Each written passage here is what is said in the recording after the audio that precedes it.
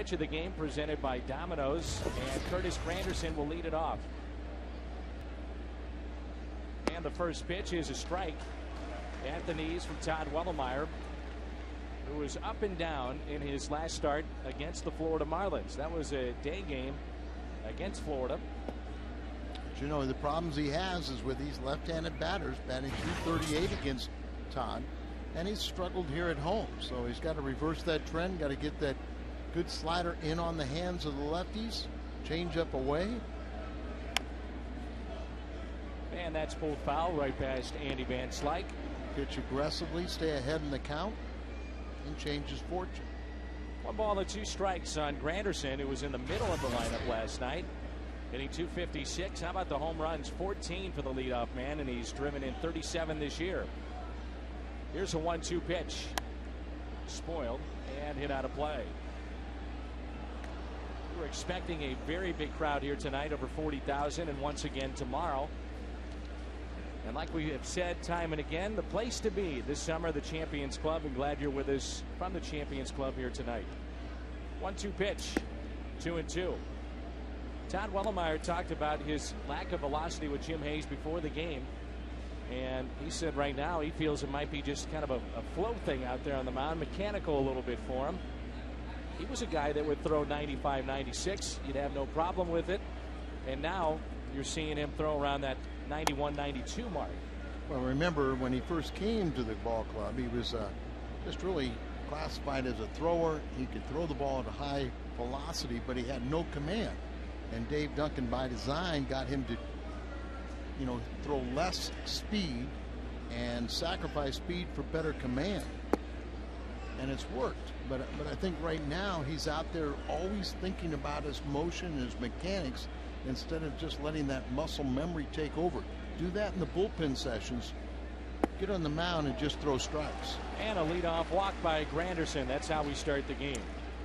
It's always been a concern too with Todd Wellemeyer. You don't really necessarily worry about the pitch count because he's a big, strong guy, and this is the lineup he'll face tonight. But he goes 3-2 a lot. Here's Placido Polanco hitting .343 now in his last 11 games. That's more indicative of the type of hitter that Polanco is, and he's had success against Wellemeyer. A little bit of a different hitter in the sense that teams learned they can bust him in a little bit and not always hitting to the opposite field like he did with the Redbirds.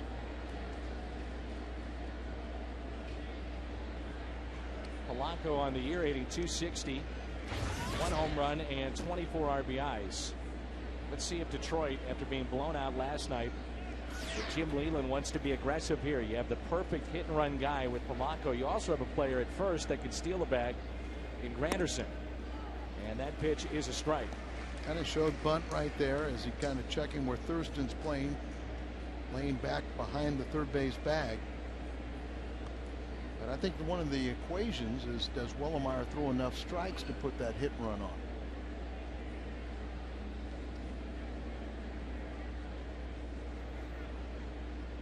And here comes the 0-1 pitch. Granderson is not running, and that's fouled back. So quickly, no balls and 2 strikes. Nobody out. We're just underway here in the first.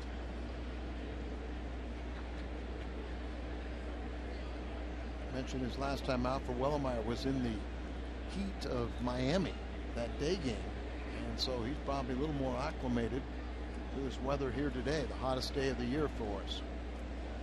And now it's an 0-2 pitch to Placido Polanco. Taken low.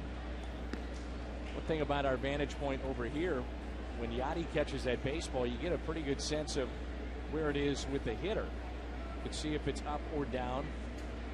And we don't get that with our perch up in the booth. It's a little tougher to see up there. And where we are in our normal position, you can't judge the height of a pitch.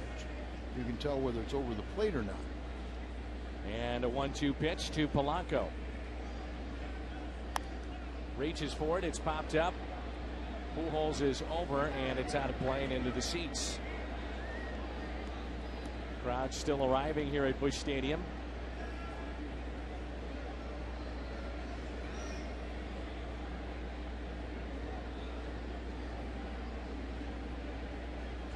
interesting to see Oquendo not in the dugout, but actually in the photographer's well, where usually he's right at the end of the dugout there, and now it looks like he's making his way and back to his familiar spot. Well, maybe he needed a picture from Bill Greenblatt, who's been here for years. Bill's very good. 1-2 is the count.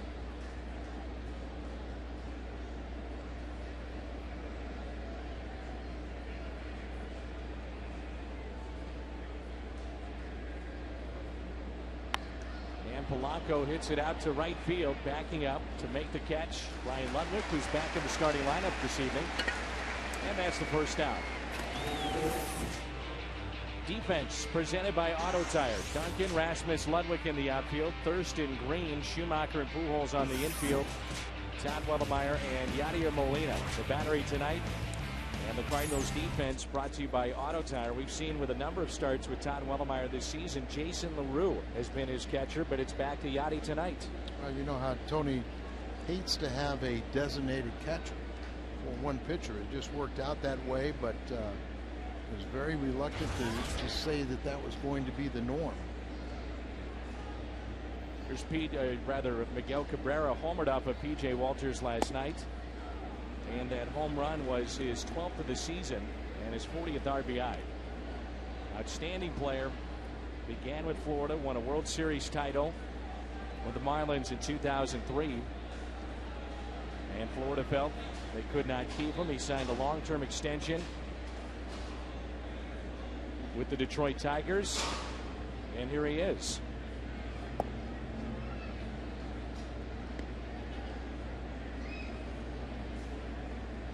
One ball, one strike. Cabrera has slimmed down this year. I feel he's in very good shape. Remember, big concern with him playing third base was his range, as he was getting a little bit bigger, as you know, he wasn't that 19-year-old kid anymore. Right, and he is go back to the World Baseball Classic. Some of the scouts started noticing there. It looked like the first time he's worked out in an off season.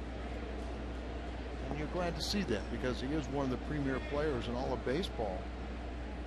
5th in the American League with a .325 average. He's had a rough road trip, and this is an 11-game road trip that the Tigers find themselves in the middle of.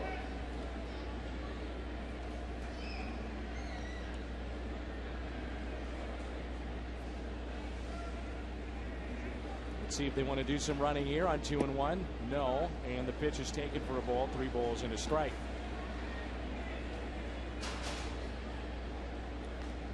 Miguel Cabrera can play first base, third base, and the outfield out of Venezuela.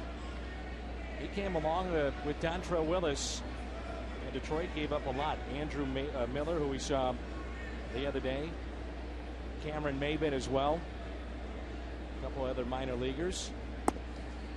That's a strike. 3-2 last year. 2008, he led the American League with 37 home runs during his first full season with Detroit. And that's even with a very slow start by his standards. And nobody questions his ability to hit. Sometimes they question his work ethic, and that's why you're happy to see him maybe adjusting there and finding that it pays off to work hard. I figure that Granderson might be running on this pitch on 3-2 with 1 out. As you said, Granderson has good speed. Jim Leyland very much aware of the weapon behind the plate in Yadier Molina.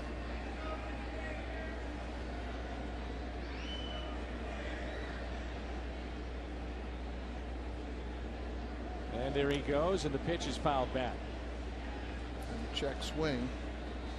Yadi, over his career, has thrown out better than 40% of runners. This year it's only 29, but that's a reflection of many times a pitcher not giving him a chance to throw somebody out. You see there, he's had 3 seasons with at least 30 home runs. 06 he had 26, but drove in 114. He's driven in at least 100 every year. First Tiger to lead the American League in home runs since Cecil Fielder did it back in 1991. He had 44 that year. A 3-2 pitch. Granderson running. And a strikeout for Todd Wellemeyer. So a stolen base for Granderson. Got him to chase. And there's 2 outs. Want your pitch tracker and just see the ball out of the strike zone, but close enough with 2 strikes there. He's trying to protect the plate, but good movement on that pitch for Wellemeyer. Picks up his second out. And it's up to Thames, who has unbelievable power. Left fielder Marcus Timms. And he's hitting .302 on the season. Ball scoots away from Molina, but staying put. Granderson. And you think about the first inning yesterday, really set the tone. Leadoff triple for Detroit. He was left stranded by Adam Wainwright. And then after that, the at-bat of the night was Yadier Molina. But the first inning, both on the mound and at the plate, set the tone for the Cardinals. Both teams had the bases loaded. Tigers couldn't crash through on Wainwright, but the Cardinals did. Here's a 1-0 pitch. Ooh, inside, almost hit him. 2 balls and no strikes. Wellemeyer now over 20 pitches here in the first inning. He's thrown 21. 2 balls, no strikes on Marcus Timms with Maglio Ordonez on deck.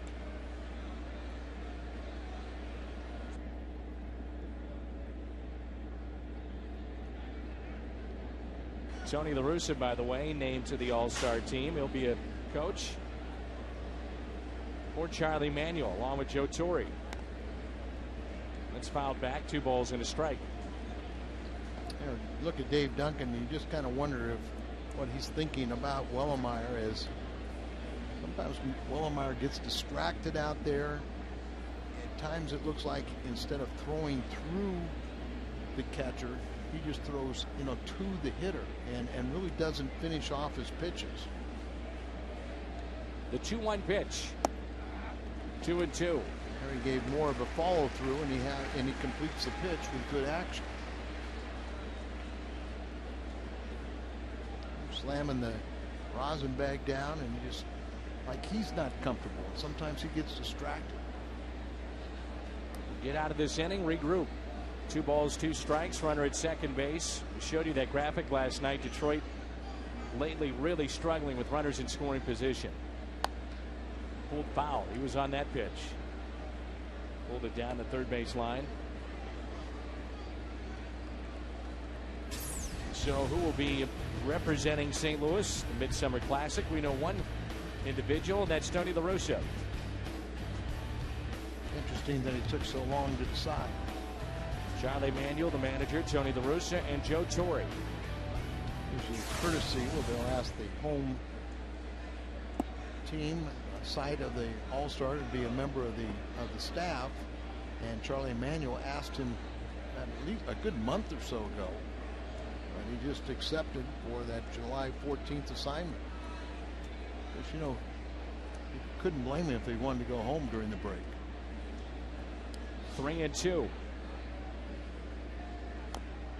Thing is about Tony, he's got such great respect for the game, and you and I were in his office the other day and talking about the All-Star game, and he said he was just amazed in his first All-Star game with the workout and the amount of talent that was on the field. And you wouldn't anticipate that he would turn down a chance to be part of something very special, which is the All-Star game here in St. Louis. And he learned a lot from Tom Kelly. Exactly right. Was the coach and Kelly was the manager, former Twins skipper. Swing and a miss and a strikeout. 2 in the inning for Todd Wellemeyer. The Mad Hungarian. Happy fan. The Champions Club signed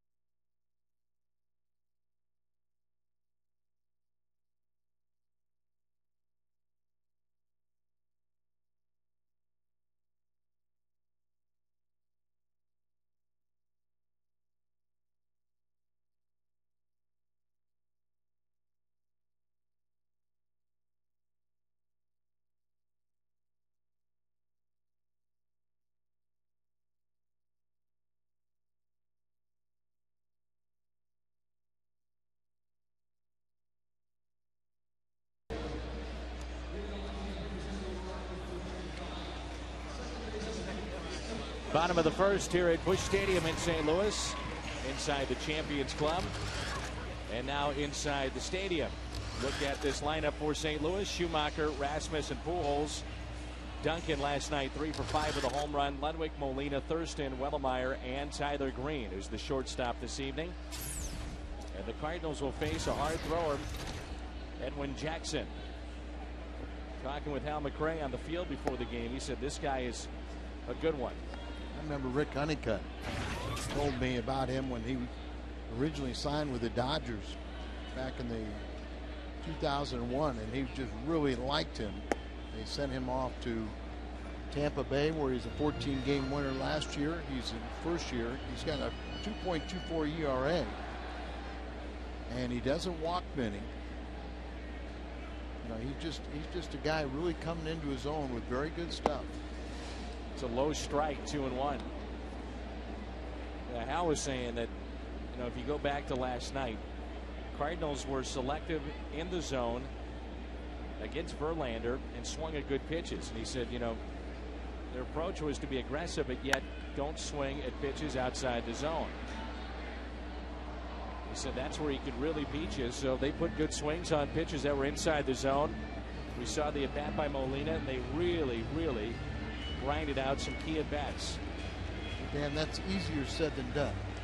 You know, and every hitting coach tries to get that, and you try to translate that to the players. They know what they're trying to do.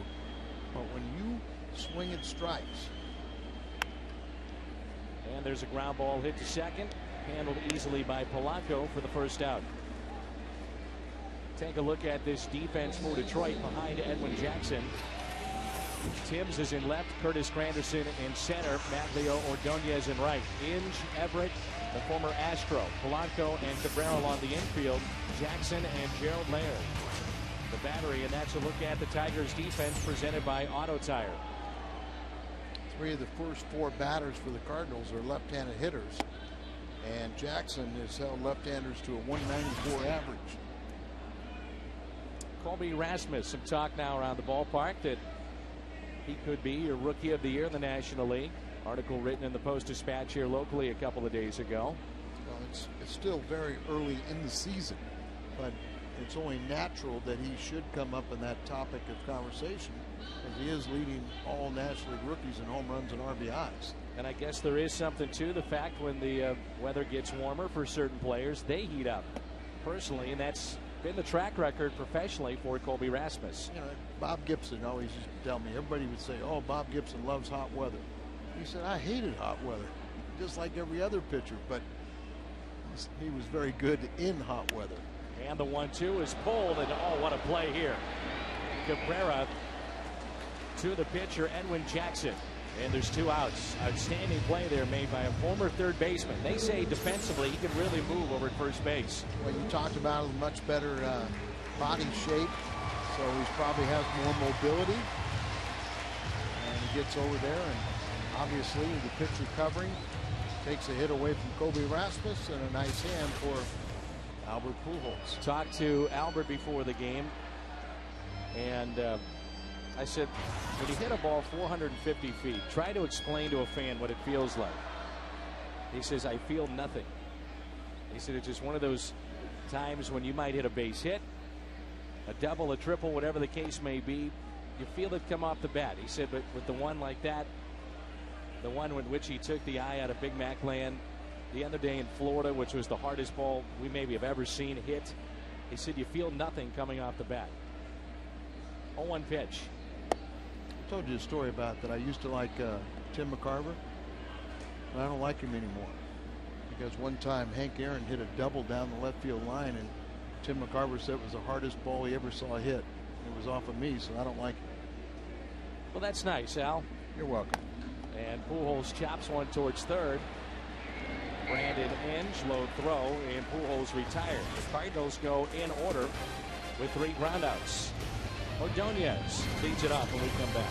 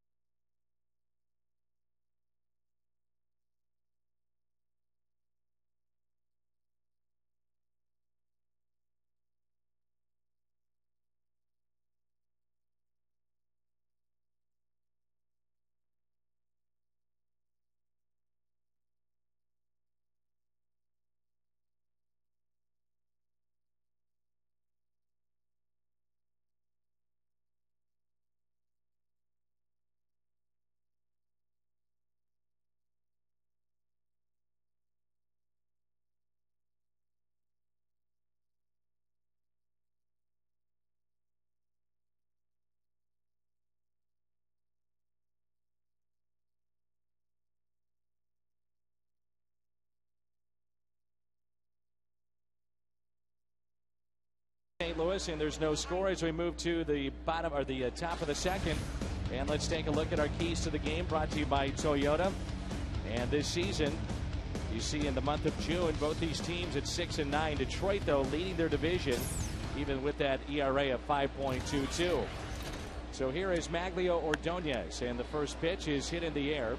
It's popped up to the right side, backing up Albert Pujols, and it'll be Skip Schumacher who takes it for the first out.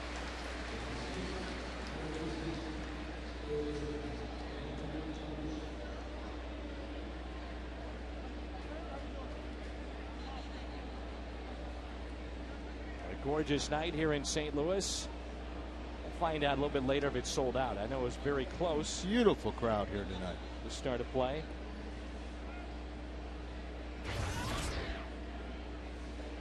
And here is Brandon Inge, who's hitting .264.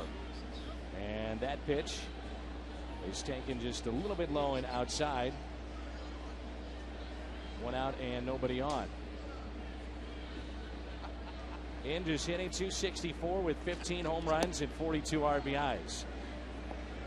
And that pitch is taken for a strike, 1-1.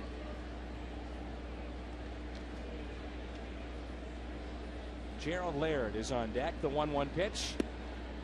Outside, 2-1. Wonder if Molina would just be better off setting up right down the middle of the plate as he hops all over the place.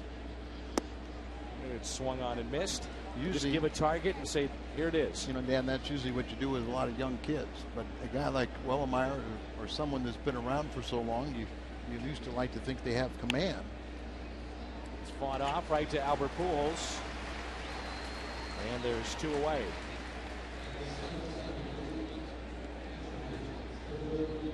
Well, if you're traveling and can't catch the Cardinals TV broadcast, catch all the action on your computer at MLB.tv. Catch over 100 live out-of-market games per week. For complete details, visit STOCardinals.com, where baseball is always on. So 2 outs, and here is Laird. Swung on and missed for strike 1. Now here at the Champions Club, you get the carving station. That's part of it. Yeah, I think Tim Garcia. Oh, it's not Tim. He put away the knife.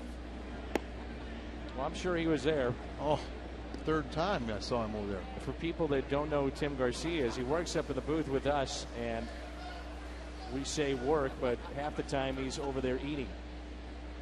There's Tim Garcia. Right there. Dan, you didn't get a chance to eat, right? No. And I didn't get a chance to eat because we were trying to say hello to our new friends. Tyler Green makes the play as Thurston let it go to him, the shortstop. The Champions Club, all kinds of food to enjoy.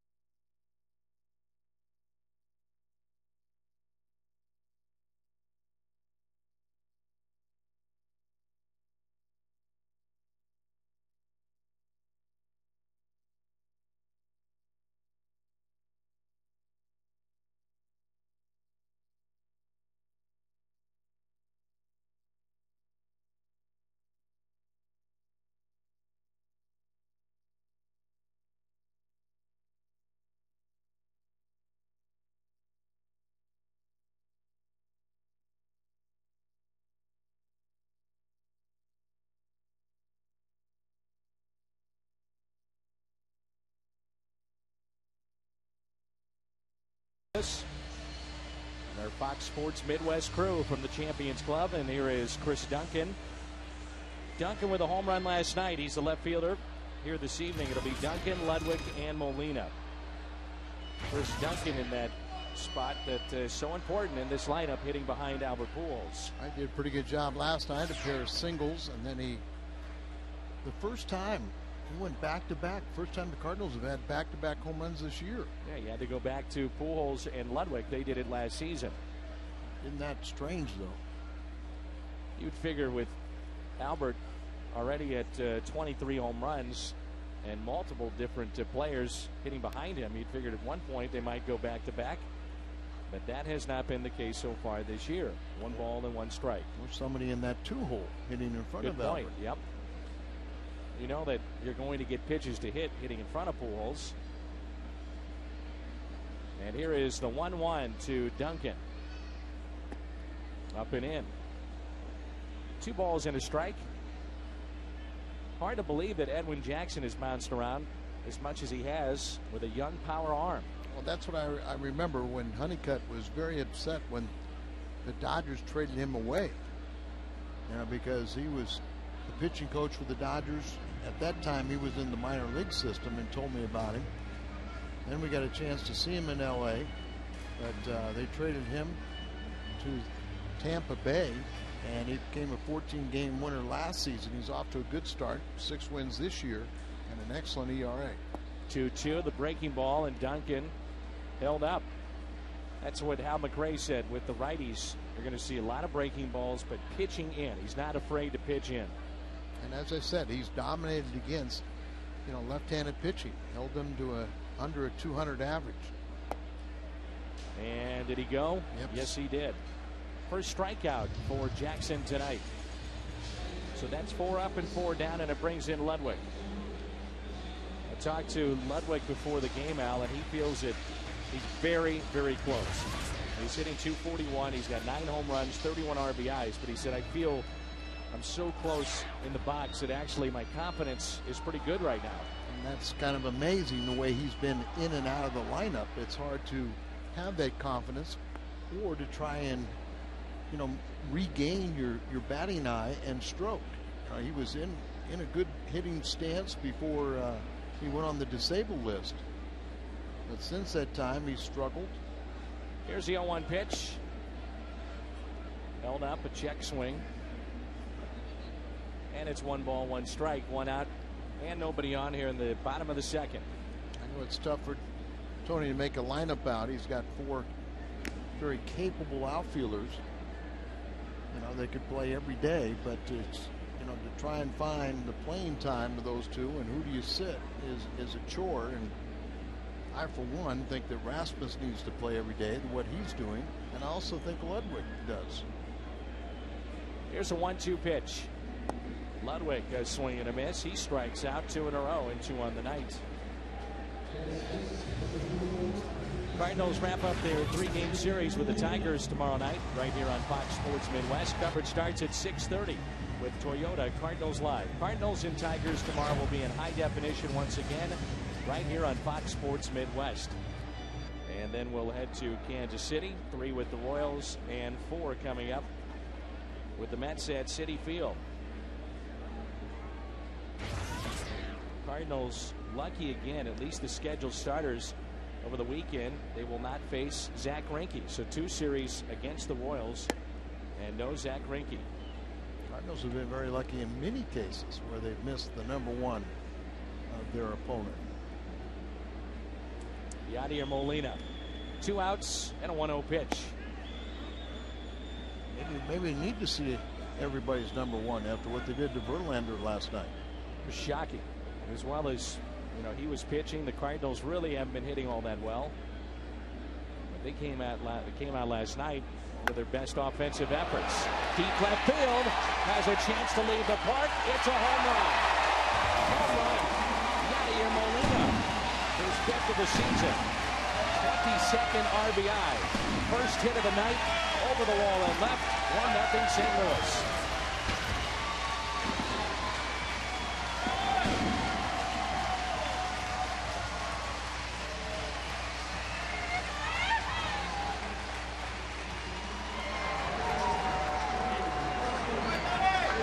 shot. Molina had the big key at bat in the first inning yesterday after a 9-pitch at bat, fouling off a lot of tough pitches.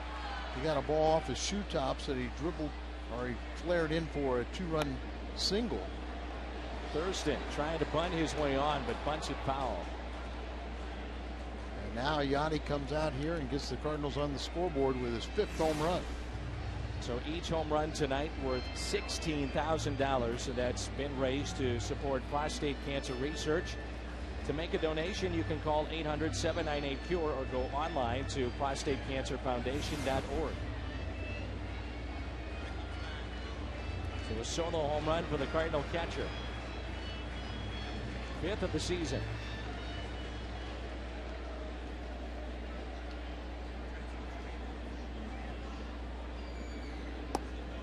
Notice in spring training, watching Thurston for the first time, how bunting is really a weapon in his arsenal. But I wonder right now, is it an indication how he feels like maybe he's overmatched and that's his best option? Personally, I like to see him swing the bat. He had another double last night. Exactly. Second on the team with doubles. He leads in triples. And it's okay, you know, to show bunt on occasion, but back-to-back bunts. And that's hit to short. Very good defensively, as we saw with his time in Houston. Adam Everett, but the home run to break off the bat of Molina, 2-out home run, a solo shot, and the Cardinals, after 2, lead it 1-0.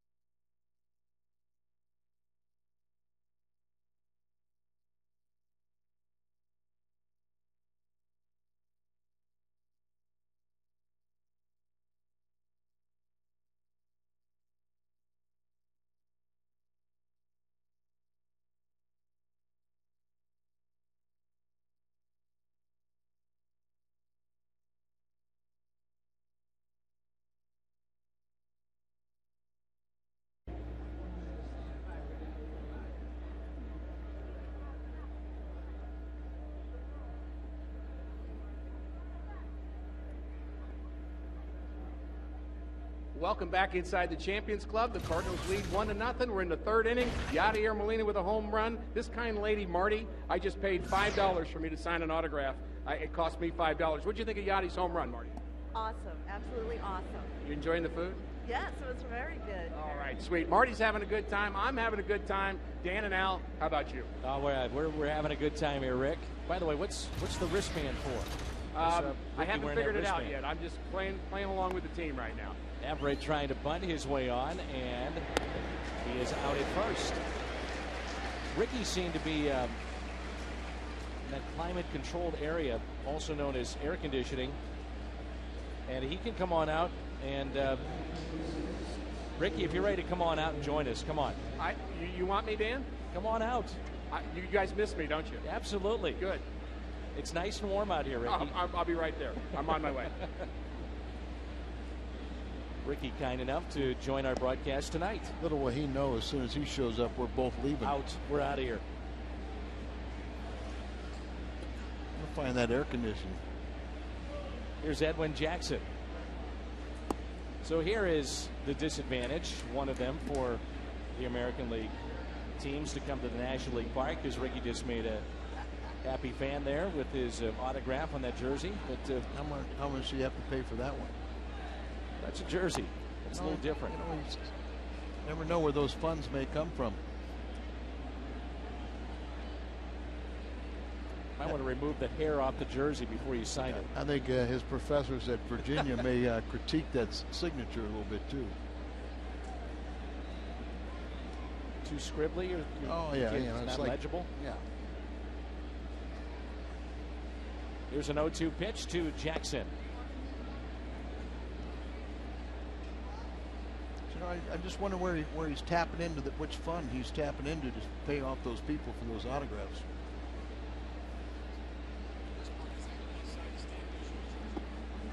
And that's outside, 2-2.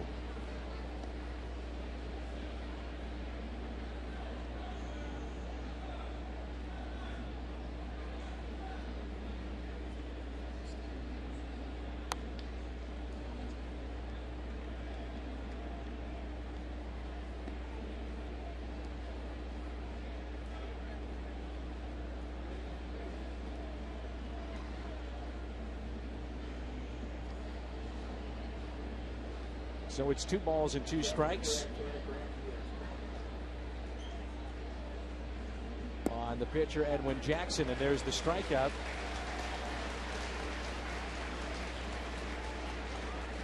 Third strikeout for Todd Wellemeyer. Welcoming Cardinals Hall of Famer Ozzie Smith, June 26th. The Cardinals and the Twins. Ozzie will be signing autographs pregame in the Ford Plaza at Busch Stadium. And you can bid online today for a package that includes, how about this, a guaranteed spot at the front of the autograph line, plus all-inclusive tickets to the game. For details, visit stocardinals.com/auction. You don't know how important that is, because there is a minimum, or there is a maximum of signatures that Ozzie, a Hall of Famer, will be signing. So the head of the line is an important spot to be. And here is the head of their lineup, Curtis Granderson. Ricky Horton has joined us here in the booth. You signed an autograph on a Stan Musial jersey. I feel bad about it, Al. That is well hit into deep right field, and this game is tied. How about this? The leadoff man, Curtis Granderson, with 15 home runs. Nice going, Ricky. Nice job, Ricky. Should I go now? So Granderson is added to the home run total here tonight. Another $16,000 has been raised to support prostate cancer research. To make a donation, you can call 800-798-CURE or go online to prostatecancerfoundation.org. Now, what did you see here? Up and over the middle of the plate, huh? Yep, up over the middle of the plate. Remember, these left-handers are still having a way with Wellemeyer, as they have hit him almost 340 on the season. And that was his 8th home run allowed to a left-handed batter, and only 1 to a right-hander. And it's 2 balls and no strikes. Ricky looked to be up and over the middle of the plate once again. Well, it didn't really have a lot of life on it either, that pitch from Wellemeyer, and that really what distinguishes probably last year from this year with Todd Wellemeyer. He had a lot more life on his pitches, and certainly searching to get that back, Dan. And Polanco laces one into left field. Over to get it and cut it off, Duncan. And it's a 2-out base hit for Placido Polanco. Ricky, I never had the problem of being a cerebral pitcher out there. You're kidding me, Al. Yeah. But Al, I don't believe that for 1 second, Al. I've known you a long time, and you're as cerebral as they come. Well, I was just being honest. I know you have a problem with honesty at times. I respect you, Al. Come on. But, you know, Wellemeyer sometimes. You're sly as a fox. Well, I mean, sometimes you can go out there and think way too much, Oh, yeah. and I think that's Wellemeyer's problem. Well, and that's even beyond cerebral. That's where you get over analytical. I mean, he's a smart guy, no question. But pitching is a art, and pitching is something that you just kind of have to do naturally. And I think we've known guys like that just think too much. And Dan, I think at times this year you just don't see him having fun when he's out there competing. Here is Miguel Cabrera. We're talking about this guy, Ricky, being one of the top young players and hitters in baseball. He's already made a great play over at first defensively, but if you make a mistake, he's going to lose it. Well, we've seen that in the series already. He is one of the great young players. And you think about taking his numbers over a full career. If he stays healthy, if he keeps his body in shape, if he keeps working, he can have an outstanding career. Fights it off into shallow right base hit. Drops in front of Ludwig. Staying put at second base, Polanco. So 3 consecutive hits now with 2 outs. And this is something that Tony La Russa and Dave Duncan talked about. And I think it may be an example of what you're mentioning here. At times, a lapse in concentration. You get 2 outs, and all of a sudden, boom, boom, boom, 3 consecutive hits. And sometimes he gets into a mode that you just look like, instead of fighting your way out of it, or figuring out how to on the fly. You can't have a pitching coach run out there all the time. You've got to understand your own mechanics well enough to where sometimes you just, I don't want to say give up, but it looks like the shoulders slump, and it translates too much to the opposition that I'm there to be beaten. The word adjustment comes to mind. The guys that are really going well, Al, just adjust quicker, and the guys that don't adjust start to show it on their body language and how they walk around. And the confident guys who are adjusting well, feel good about themselves, make that adjustment quickly. And they tell a hitter, like, hey, you come to the batter's box, but you're going right back to the dugout. Here is not Marcus, around the bases first. Marcus Thames with runners at first and second. That's not arrogance, Al. That's just confidence. Thames, first time up, struck out. I think it's arrogance, Ricky. You do? Yeah, I've watched you for many years. What do you say, Al? You guys are teaming up on me today. I give up 1 run, I get 1 run at the top of the 3rd, and you're all over. You've been in that air conditioning a little bit too long. Yeah. So you guys are the jealous. You guys can go out there. What for is a while. the wristband? The wristband is Cal Eldred told me to wear it. That's as much as I know right now. A home run challenge. Oh, okay, good. For prostate cancer, and I'm being a teammate right now. Good. And I'm doing what Cal told me. That is pulled foul. Father's Day, of course, you have the players that wear the blue on Father's Day, and we saw the players on Mother's Day using the pink bats and pink wristbands, support cancer research. That's great what Major League Baseball has done over the years with that. Just the awareness, keep Dad in the game. Here's a 1-1 pitch. That's pulled foul again. Such an easy test. Well, I mean, Joe Torreal. Yep. Dr. He went through it, and Dusty Baker. Well, there's many, many more. Bob Gibson. Red. I mean, you just go right on down the line. Stan had it 20 years ago. I mean, it's extremely treatable. If you live long enough, everyone's going to get prostate cancer. 2 strikes. That pitch is taken a little bit low, and it's 2-2 with 2 outs and 2 on.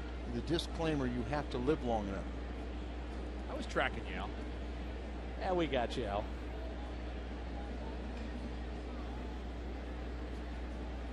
When you work with you for 10 years, you just got to kind of fill in the blanks sometimes. Ooh, he just missed. And I always fill them in, but sometimes it just takes a little right. There's some people over there in the Champions Club that would love you to go fill in some blanks for them. They love Al Hrabosky in the Champions Club tonight. I'm telling you. That's why we brought you over here, so I can go take a hike. Well,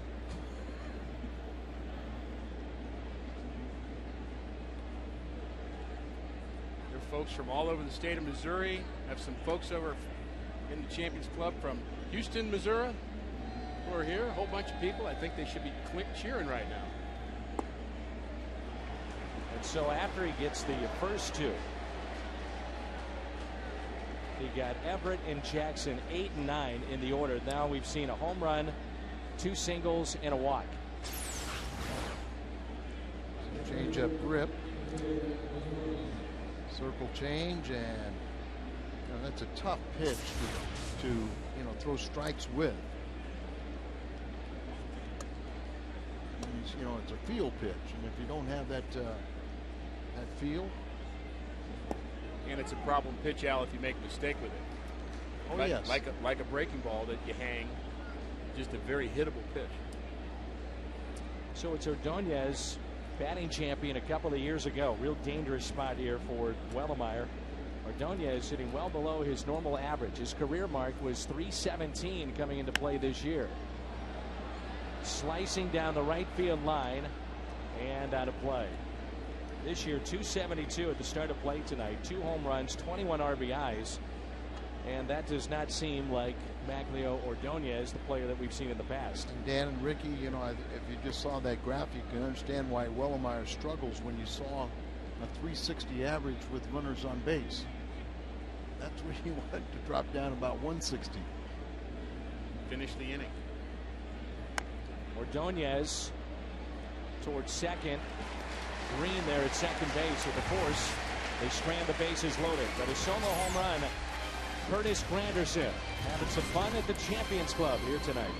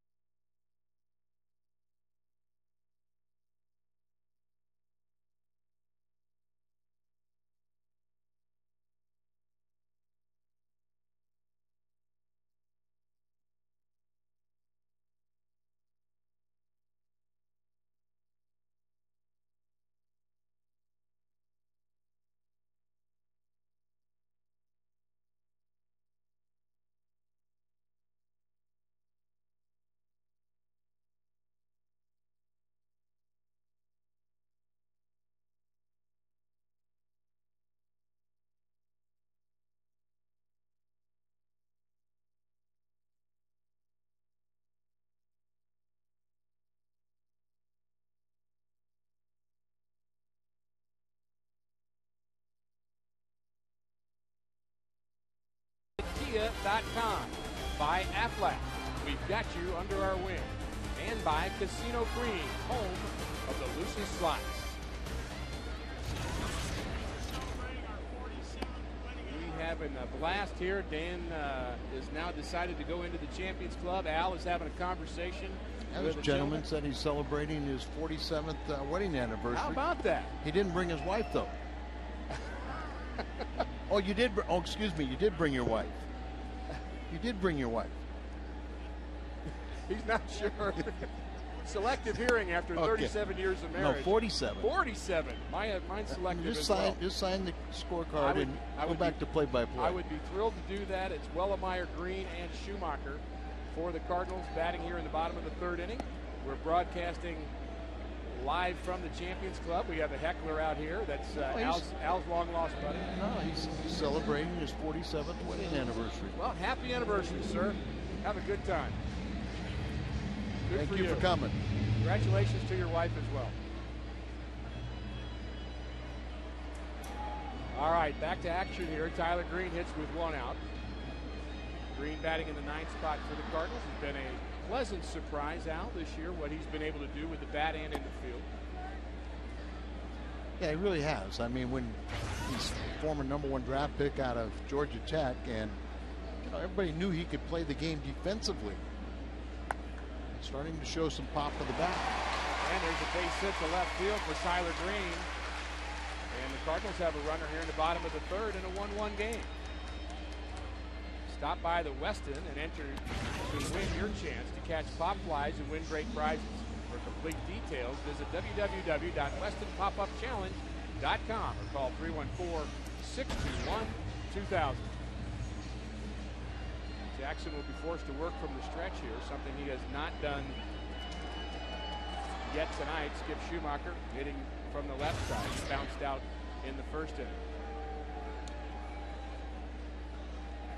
Tyler Green 3 for 3 in stolen bases. Gets a little action. The throw gets away. Tyler Green gets tangled up with the first baseman. Heads to second. He may be thinking 3, but no.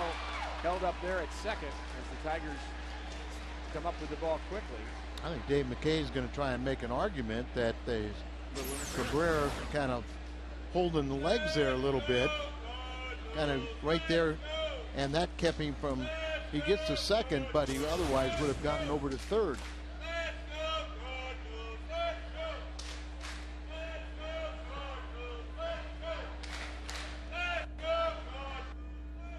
We have a third man in the booth here. Yeah, we sure do. Those are our friends from Houston, Missouri. It's a big night. And they're having a good time at the Champions Club. There's the ball bounced on the right side. Green's going to advance to third, but they'll throw out Skip Schumacher for out number 2. He's now bounced out twice. Cardinals with a chance to go ahead here as they hit the bottom of the third inning. A 1-1 game. Yadier Molina's home run in the second inning. I only half saw it because I was signing that lady's autograph, Al. But I heard that Yadier Molina hit a home run. Yes, he did. Nice line drive over between the Ameren and the Bud Light sign, about 3 rows deep. He'd be a nice guy to get center. hot, wouldn't he? He and about 5 or 6 more. You never can have enough bats. And you know what? You know, Ricky, when you get a couple guys going, then everybody else relaxes and they get hot. Exactly. Colby Rasmus has been pretty steady. There's the 1934 World Series ring from the Cardinals, and it's the year they played the Tigers in the World Series. Remember what happened with Ducky Medwick?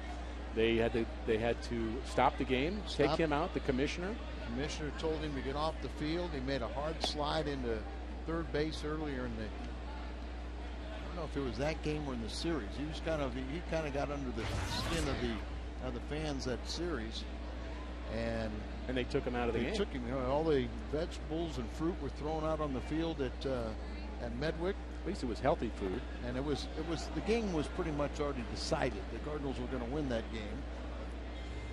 And just to help you understand that the way that Ducky Medwick played the game, he was Hungarian.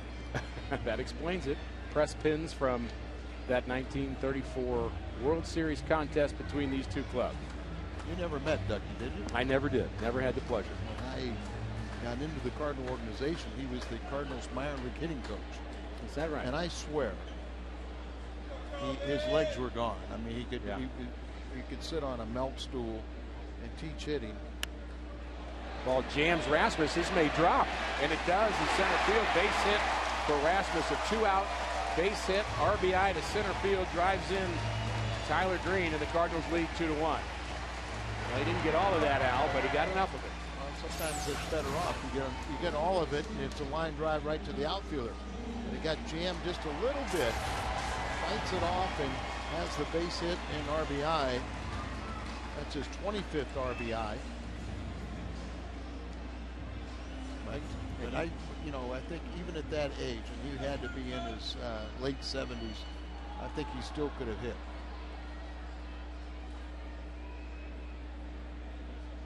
Albert Pujols with 2 outs. Slider misses high. Pujols, you think about him, Al, and the career he's had, and of course we all like to project what will happen if he plays another 8 years or 10 years, but you'd almost have to say with names like Medwick and Shaney, he's up in that list now already of Cardinal greats, regardless of what he does going forward. Of course, we're hoping for a lot more, but he's put together some great numbers. As much as we love Joe Ducky Medwick and the last National Leaguer to hit the Triple Crown, and Red, one of our favorites, I mean, you got to put him in the loftier categories. I mean, you got to put him up there with Stan and Williams and DiMaggio, the greats of the great. The way if he continues at his pace, he's setting the tone in bar. No one has done what Albert has done. With power, with average, with defense, and this year with stolen bases. There's a high one. I mean, he's the only player in Major League history, and and this was back when he was like, I think the 3rd year But all 8 years he's been in the big leagues, he's hit over 300, over 30 home runs, over 100 RBIs, and Tony and Albert do not like that chin music. Glared out a bit at Jackson. Tony, as you mentioned, never a fan of pitches high and tight. Thinks pitchers should never go there. 2-1 pitch to Albert. I asked Tony one day, I said, Tony, you were hit in the head before, weren't you? He goes, yeah, twice. That's why he doesn't like it. You know, sometimes a ball will get away, but Tony just believes that every time a pitcher at this level, if he pitches inside, should have command. You know, if you want to intentionally hit somebody, hit them in the buttocks, right. You hit them in the trunk of the body, but nothing above the shoulders. Well, they have to pitch to Albert here. No first base open. Rasmus the runner at first. 2-2 pitch to Albert.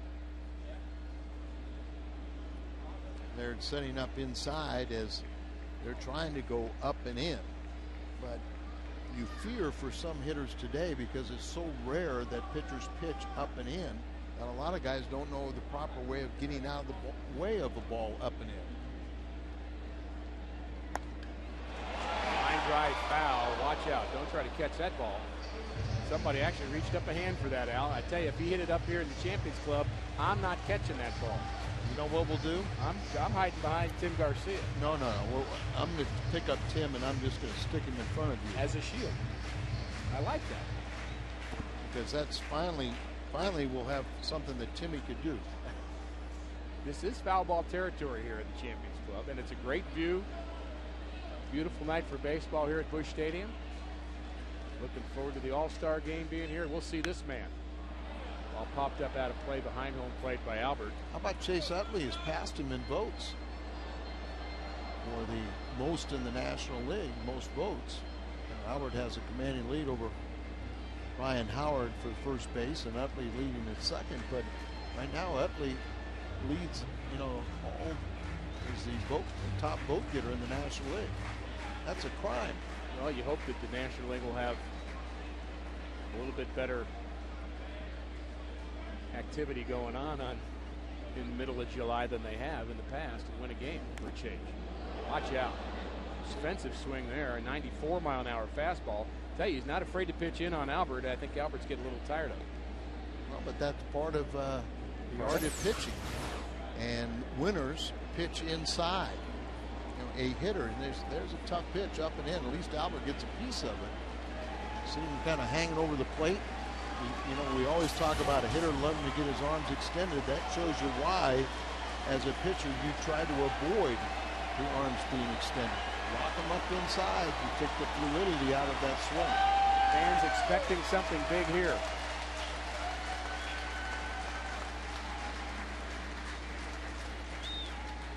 Willing Albert to go deep.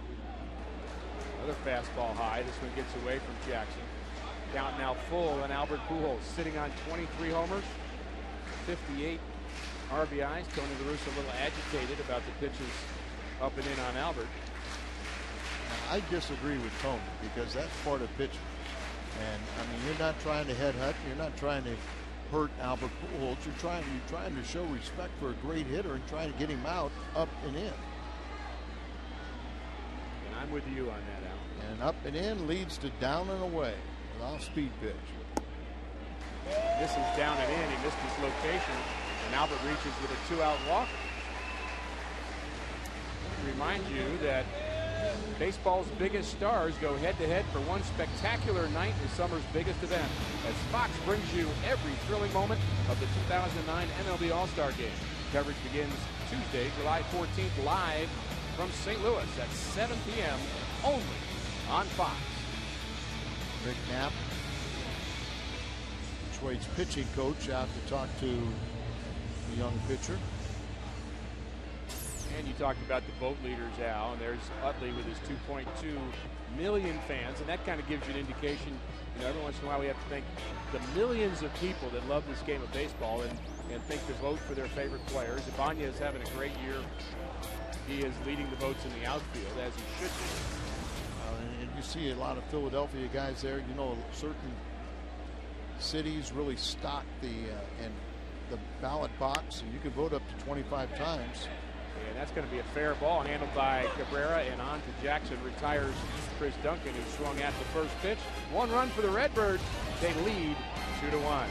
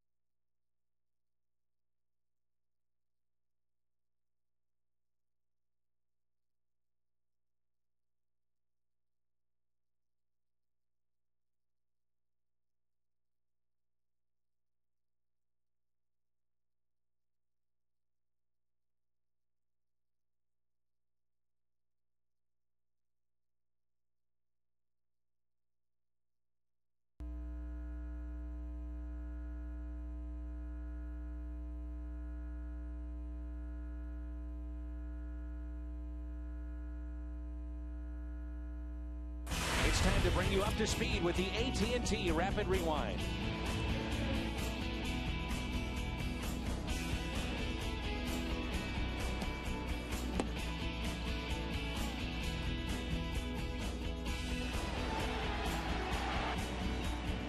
AT&T, the nation's fastest 3G network. AT&T, your world delivered. Top of the 4th inning, 2-1 Cardinals. Broadcasting from the Champions Club here at Busch Stadium. And first pitch in the top of the 4th is lined to right field by Brandon Inge for a leadoff hit. And Todd Wellemeyer will have to work out of the stretch here, as Wellemeyer's given up 1 run on 4 hits now, as he is looking for his 6th victory. Al is up here signing memorabilia up here in the Champions Club. And let me go ahead and sign this too, Al. Is that is Cher here? No. Or is this Nancy Sinatra, or who is this?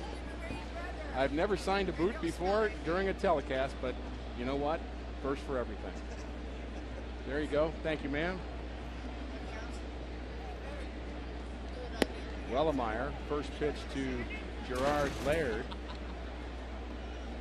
is taken for a strike. Do you notice what's happening to my right here?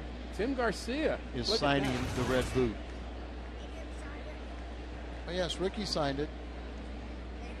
Way to go, Tim. I think she was getting a little upset. Way to devalue her boot, Tim. Oh, for the guy that just signed Musial. Good point. Touche, Al. Man, you are getting sharp in your old age. The only thing correct about that is old. 0-2 the count to Gerald Laird. Ball misses low. Laird, the catcher for the Tigers. And he's got some shoes to fill, thinking about the catcher that he's really replacing in Pudge Rodriguez, who of course is now in the National League. But and Pudge, I guess with his appearance tonight, will set the all-time mark. Most games caught by catcher all time. Great defensive catcher, and there's a swing and a miss, and that takes care of Laird. And now Adam Everett, another former Astro, will take his turn. Here's the pitch by Wellemeyer. Slider, kind of not quite a backup, but but it just really didn't have that great movement on it. Well, explain a backup slider, Al. Well, everybody knows that a slider from a right-hander to a right-handed batter is going to hopefully go start in the strike zone and then break down away. A backup one actually literally does what it says. You know, instead of breaking down away, it kind of backs up and kind of even comes in on the right-handed batter a little bit. Usually it's a pitch you don't want to throw, but it usually is an effective pitch. A lot of times you get away with it. It's like a changeup effectively, and I maintain that Todd Worrell had the best backup slider in the history of the game. Todd Worrell? Todd Worrell had a great slider that, now when it was good, and when it was bad, it was good.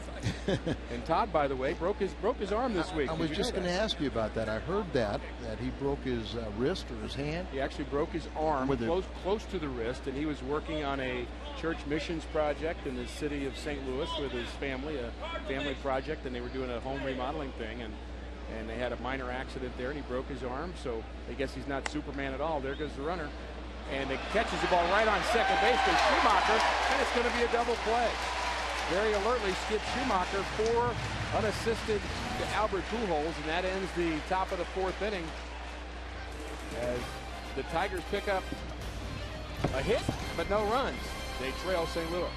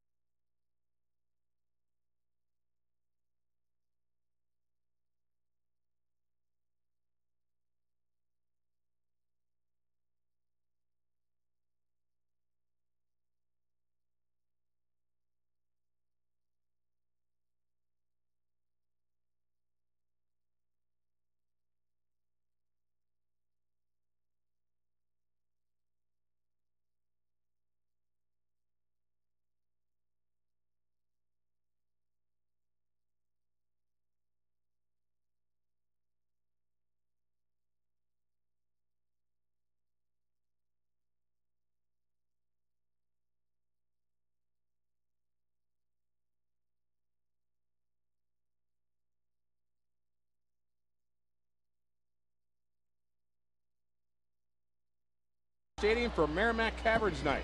All kids 11 and under will receive a coupon good for one admission to Merrimack Caverns Cave Tour and Boat Ride.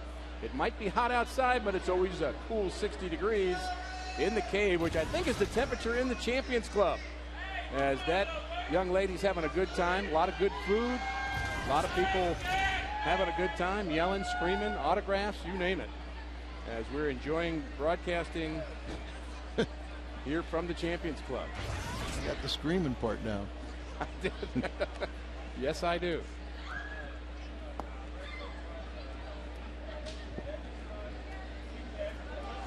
They're having. I wonder if they know the score, Al. Would you go ask them if they know the score? I would bet they have no clue. I know who that lady is. She's one of my favorites, Al. And yours. True. 1-2 the count to Ryan Ludwig. Cardinals batting here in the bottom of the 4th inning, and there's a swing and a miss, and Ludwig is retired. And that's the second time that Jackson has taken care of Ryan Ludwig.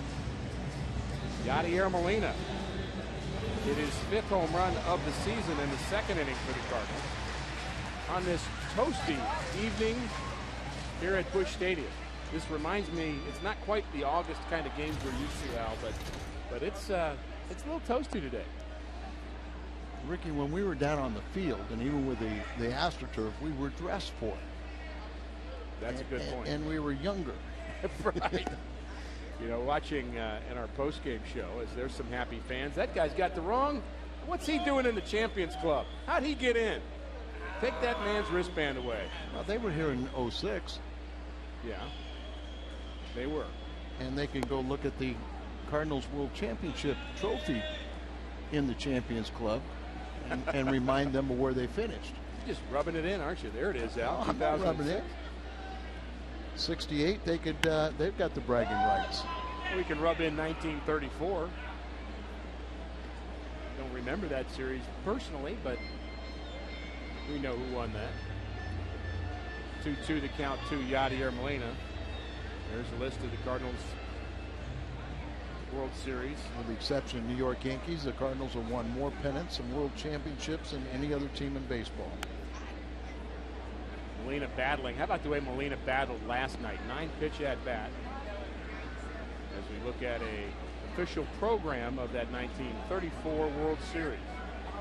What do you think? It cost a nickel? Probably right. Maybe a dime for the World Series. That ball hit hard to left center field, and it's down in front of Granderson, and that'll be a base hit for Yadier Molina, who rounds first, heads back to the bag. And that's hit number 4 for the Cardinals. Missed the home run.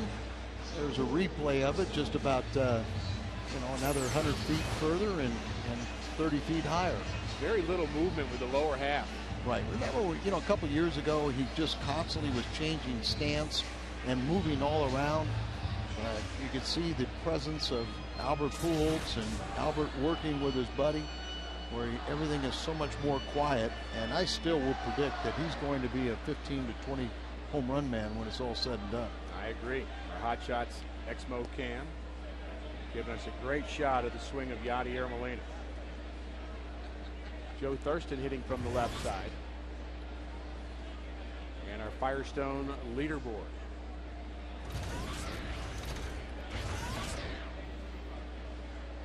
Jason Bay having a great year in the American League after coming over from Pittsburgh. There's the ball hit to right field, but right at the right fielder Ordonez for the second out. We're going to talk about the 34 series out and mention that during the postgame show we have this little game where we're pitting former Cardinal teams against each other in a little round robin, little statistical game, and we've got some footage of those early series, and it's amazing that people would wear suits and ties and hats to those games. Can you imagine that? Times have changed a bit. The game hasn't changed very much, though. If you go back into the late 60s, that was the decor for some of the fans. And we're having so much fun talking about that. Let's segue into a baseball fun fact, Al. First known playing of Take Me Out to the Ball Game in an MLB stadium was the 34 World Series and was led by the Cardinal third baseman, Pepper Martin. I did not know that. I did not know that, and I'm sure I will not retain it very much longer. But you know it for now, yeah, Al. for this moment, I do know and that. So it classifies as a fun fact. Oh, absolutely. Which we like to bring to you, which is exactly what we are having in the Champions Club. Down the left field line at Busch Stadium. Wellemeyer, good swing there, but comes up empty. I used to always say that pressure is a word. It's it's how you define it. Right. I guess that's the same way I feel about fun. Fun's how you define it. Yeah, the fun fact. Whether how much I appreciate them or not. Sometimes they're fun. Sometimes they're. And sometimes they're just so funny. They're never dull to you, though, Al. I mean, no, they're never dull, and they're always factual. Thought-provoking, and a swing and a miss, and Wellemeyer is retired. 2 strikeouts in the inning for Jackson, starting to settle down a bit.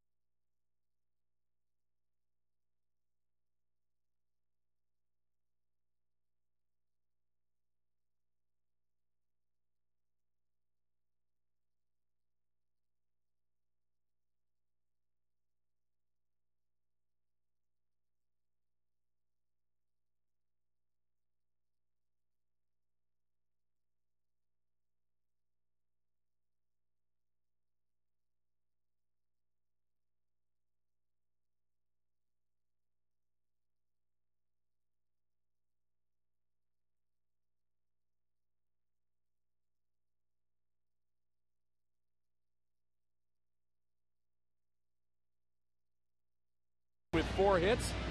Join in the fun of Major League Baseball All-Star Summer. Bring your family to Major League Baseball All-Star Fan Fest, July 10th through the 14th at America's Center. For tickets, go to allstargame.com or call 888-FAN-FEST. Smiley faces, Cardinal fans, enjoying an adult beverage. He can't have one yet. He's got some work to do.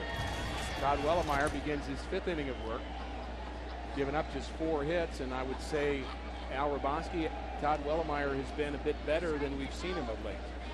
And he needs to be, you know, but and you'd like to see that. You want to see him go out there and compete.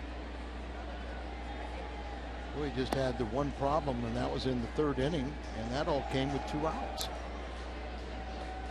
Finish hitters and finish innings.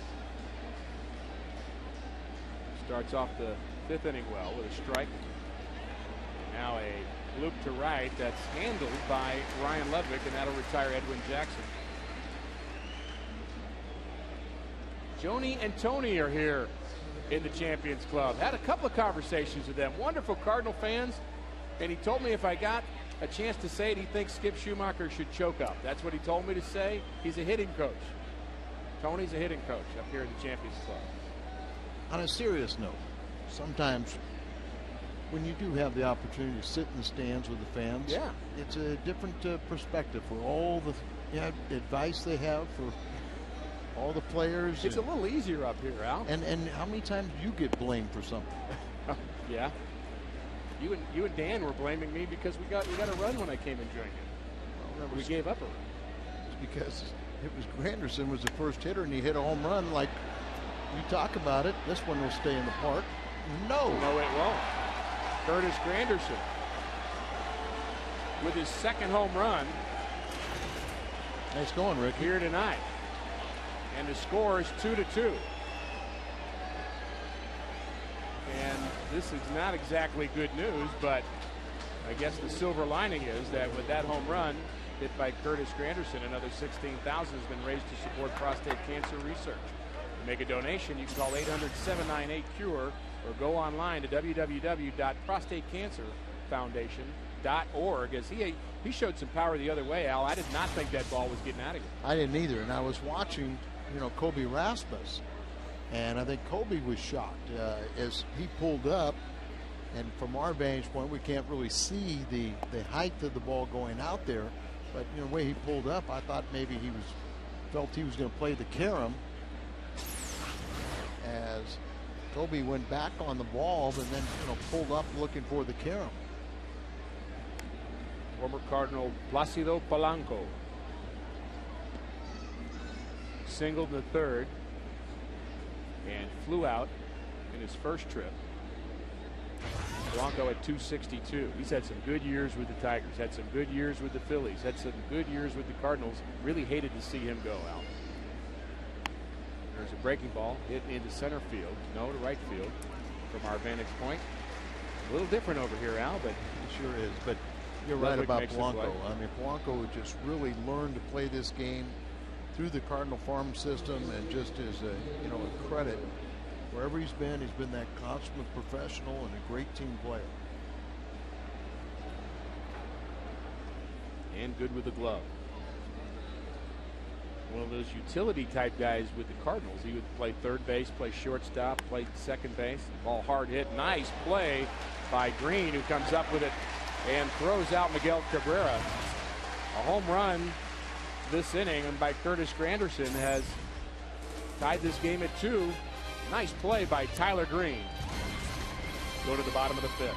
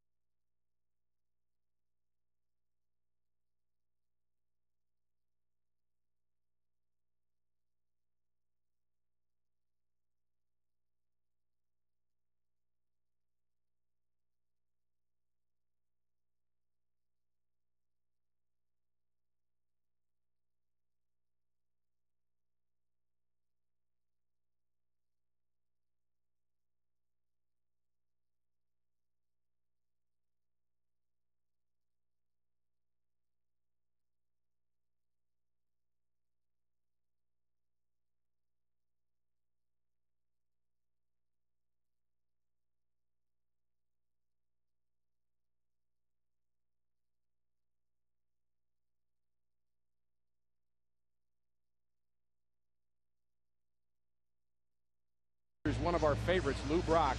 He becomes the second player to hit a home run into the center field bleachers at the Polo Grounds. He had a little pop, and he likes to talk about the pop that he had, Al. Well, that was one of the longest home runs ever hit at the Polo Grounds, over 500 feet. And it was quite a blast. And of course, you know, we need to talk about the legend's birthday. This is the birthday of Terry Rush. Oh, how about that? I did not know that. Well, it's tomorrow. It's Lou Brock and Terry Rush. Oh, that's tomorrow. right. Oh, yeah. But it reminded me. And we know how important Terry Rush is to our Legends Camp. He's not exactly Lou Brock, but he comes to the Cardinals Legends Camp every January, and he's a pastor in Tulsa, Oklahoma, and we do wish him a happy birthday. But, of course, our good friend Tom Mee's getting a little older, too. Works in our truck. And Jim Jackson, who does games on the radio side with Mike Shannon and John Rooney. As Tyler Green bounces out, 1 out, underway here in the 5th inning, 2-2 ball game. Been the subject of many of Terry Rush's sermons, and you know, I've met Terry's been like 25, been to all the Cardinal games, right? all the Cardinal Legends camps, but then he's, you know, when I first met him was at a Randy Hundley combined Cubs Cardinal camp, and what a great guy he is. And we love him, and he still can't hit, Al. But speaking of Brock, back to Lou. I said that he likes to talk about his home run prowess. Now, Lou is about as humble a guy as you're ever going to see, but all you need to do is walk up to him and say, hey, I hear you didn't have any power as a player. And something goes off in his head, doesn't it? And there were times when Lou would hit a home run and we'd all cringe and say, oh no, because that wasn't, you know, his game. You know, I mean, obviously the great Hall of Famer, and everyone, you know, knows about his stolen base, but people forget about more than 3,000 hits. And Lou would just, you know, has taught me so much off the field, and just what a class act. And there's a base hit the other way. Skip Schumacher goes with it to left field. A 1-out single for the Cardinals. That's his first hit of the night.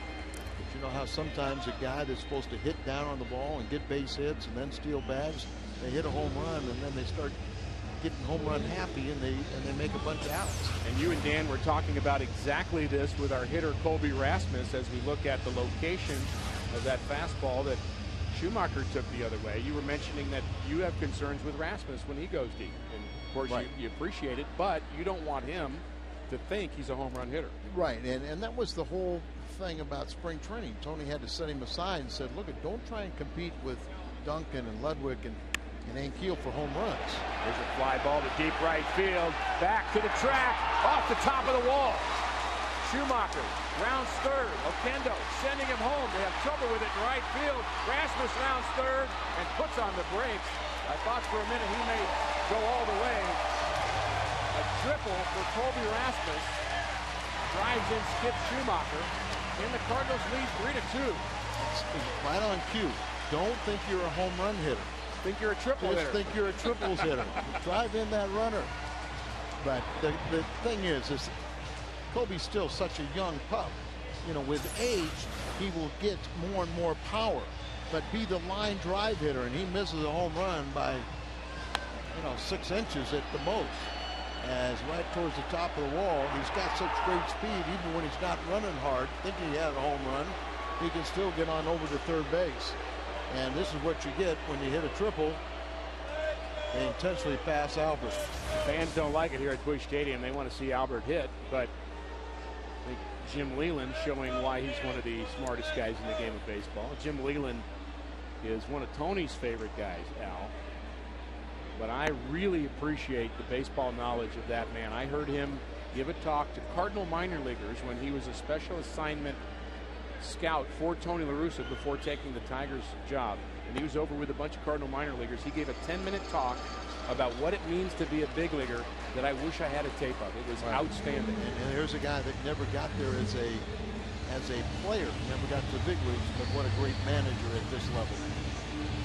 No question about that. Saturday afternoons were made for baseball. And this week, Fox brings you the National Game of the Week as Albert Pujols leads your Cardinals into Kansas City to take on Jose Guillen and the Royals in the latest meeting between the I-70 rivals. Fox Saturday Baseball this week at 3 p.m. on Fox. Jim Leland was on Tony's, White Sox staff. He was his third base coach. And Tony, to this day, if you sit there and say anything about Jim Leland, he said, "Look, I'll go coach third base. He's a better manager than I am." He knows the game, doesn't he? Well, you got to know your role. You got to know what you're good at. Well, Tony's pretty good at managing. I would say he is. And of course, Leland, we have to question his ability to pick coaches because he picked my former roommate as his first base coach, Andy Van Slyke. So I don't know what we could say about Leland's choice there, but he does know the game. And I do love my former roommate, Andy Van Slyke. And he loves working under Jim Leland. Played for him. Had some great years for him with the Pirates in the mid-90s, early 90s. And now coaching for him as Duncan swings through a fastball. Does Andy understand he's no longer a player? I tell you what, I think he understands that, but he sure is in better shape than anybody in that clubhouse. Is he in better shape now than when he played? Yes. Stronger. It's definitely that. And wiser. Foul back. 1-2 the count on Chris Duncan. It's with one out. Runners at first and third. Rasmus with a one-out triple. I remember when Milt May was Jim Leland's hitting coach with the Pirates, and then when he went over to Colorado, they already had, I don't know if it was Don Baylor or it might have even been Clint Hurdle, and they had to retain him, so they're going to try to throw out Rasmus at the plate, and he's out. As that ball hit on the right side, and Rasmus was going on contact to force a play. And a good throw from Miguel Cabrera gets him at the plate. Let's see, going on contact, and not running that hard. Makes a slide around it, but usually that ball hit to the right side, you're going to come around. He tries to slide wide and reach the plate. I'm not sure he's out. I think he got to the plate ahead of the tag, but the throw beat him. And remember, Cabrera, former third baseman, probably has a little stronger throwing arm than most first basemen, makes that play. But then all of a sudden, he had a former hitting coach, so he made Milt May his pitching coach. Milt was a former catcher. And the Cardinals have a pitching coach that was a former catcher, and he's done a pretty good job of that. Well, and that used to be the norm. I mean, Mike Rourke was the Cardinal pitching coach in the 80s, an outstanding coach under Whitey Herzog. But most pitching coaches were catchers, or at least 50-50 of them. And there was a time, Ricky, that you would never, ever hire a left-handed pitcher to be a pitching coach. I understand. I remember. I heard you say that recently. I was surprised, but I tried to think of somebody who was one, and I couldn't think of any other than Peronoski. Other than guys at Peronoski. Daryl Knowles was a pitching coach for a while. Yeah. Taught me a lot. Freddie Norman was a pitching coach for the Cincinnati Reds for a while. And Don Gullett. Right. Ball grounded past the secret weapon.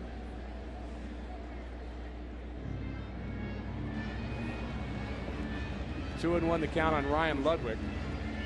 Ludwig has struck out twice. Got to get him going.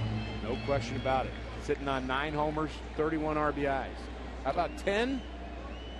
And let's see, 31, 2, 3, 34. I think right now a Quail, a Flair, anything. He told Dan before the game that he feels like he's getting very, very close. He feels good about his swing. Is there any difference between a Quail, a Flair, and a Bloop?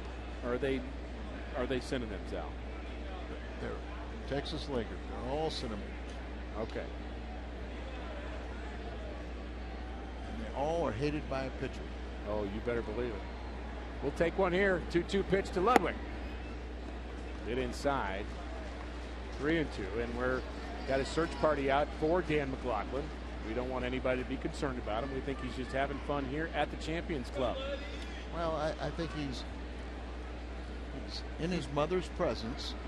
So his mom's here at the ballpark with him. And so we can assume he's on best behavior. Oh, you may want to assume that, but Payoff pitch to Ludwig. Runner's going, and it's on the inside corner, and Ludwig has the hat trick as he's called out by home plate umpire Tony Randazzo. We're through 5. It's Cardinals 3, Detroit 2.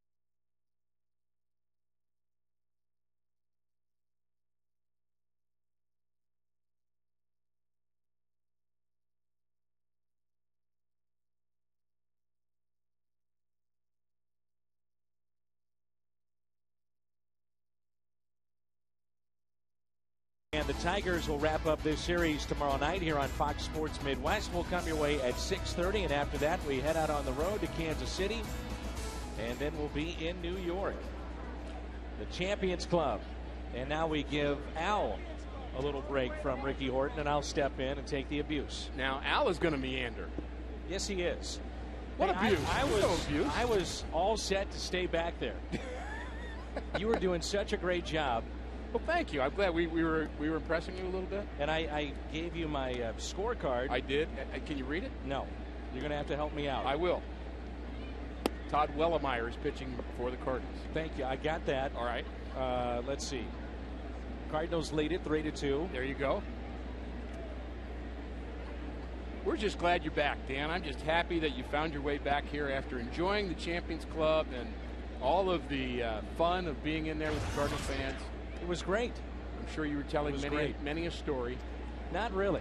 A lot of pictures. There you go. A lot of pictures and just saying hi. I'm going to mess up Al's scorecard now. Good. So he can be mad at you, not me. Here's a 2-1 pitch, and that's taken low and away. Cardinals have out hit Detroit 6-5. They lead it 3-2 as we play here in the 6th inning. And this is Marcus Thames, and he spells his last name Thames. Like the river. There you go. Did you miss me? I did. You did miss another home run, I hate to report. Curtis Granderson, second home run of the night in the 5th inning. Temporarily tied this game 2-2 before the Cardinals picked up a run in the bottom of the 5th. Now you're up to date, Dan. And he chases possibly ball 4 and a strikeout. All right, Ricky, get your thinking cap on. Let's take a look at the Aflac trivia question.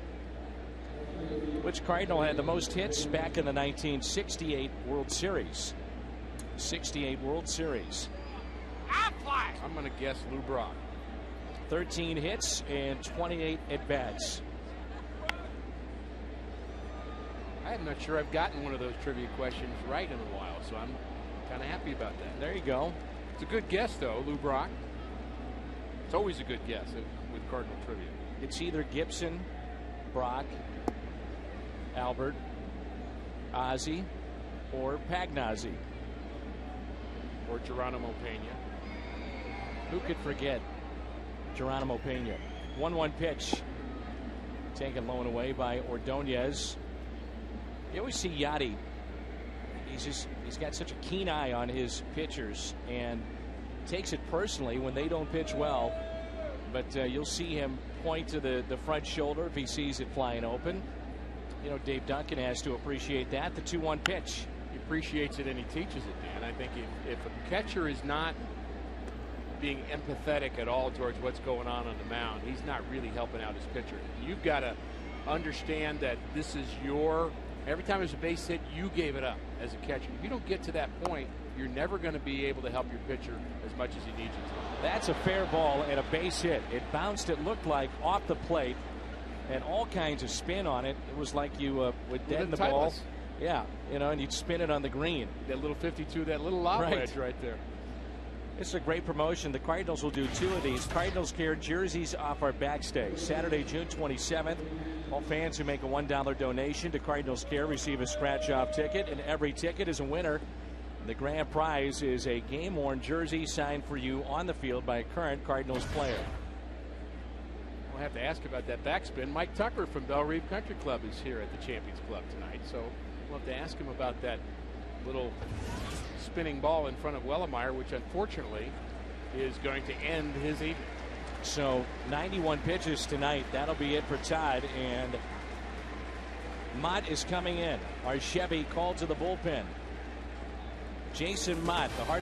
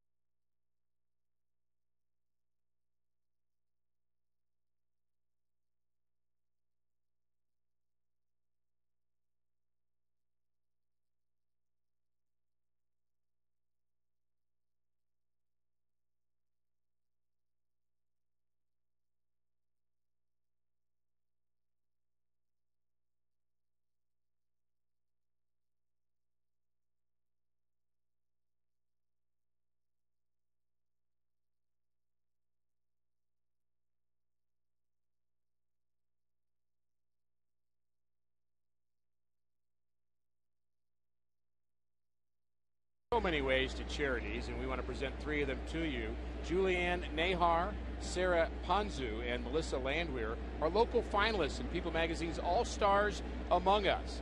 Through June 24th, you can vote for one of those 3 by going to foxsports.com and click on the link for All-Stars Among Us. The winner from each major league city will be honored, Dan, before the All-Star game on July 14th, seen only on Fox.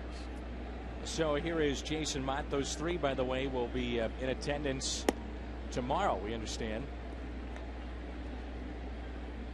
That pitch at 97 from Mott, 1 ball, 1 strike. So after the base hit by Ordonez, infield single, Tony La Russa, Ricky wasting no time. Pitch count just over 90, and he goes right to the bullpen.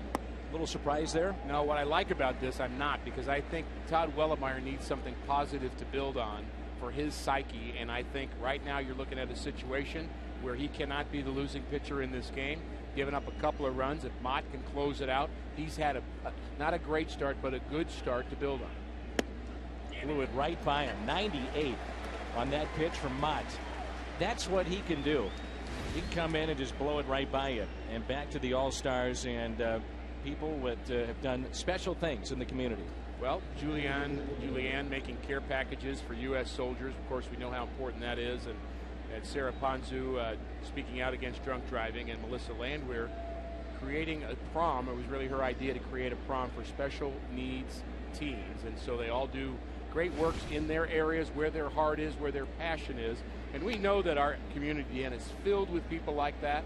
And it's great that baseball is celebrating some of the work of the fans, because this is, in many ways, still the fans' game. It is the fans' game. Major League Baseball would not exist without the fans that participate, the fans that are up here at the Champions Club, the fans that support their Cardinals and favorite Major League team each and every year. Laird pops it foul. That was 99 on the gun. Speaking of which, made me think of Albert Pujols. I talked to Albert at length about the upcoming home run derby. I said, do you have a favorite home run that you have hit over the years? I said, was it Lidge or maybe your 300th against the Cubs? He said, you know, those were okay. Those were nice. So don't get me wrong, they stick out in my memory. He said, but the home runs on the Buddy Walk Day, he said those have been my favorite over the years. Of course, Albert has a Down syndrome child. And what the job here by Mott, as he just blew it right by Laird. And I like the move even more, Dan. Yeah, with 2 strikeouts. And it's 3-2 St. Louis.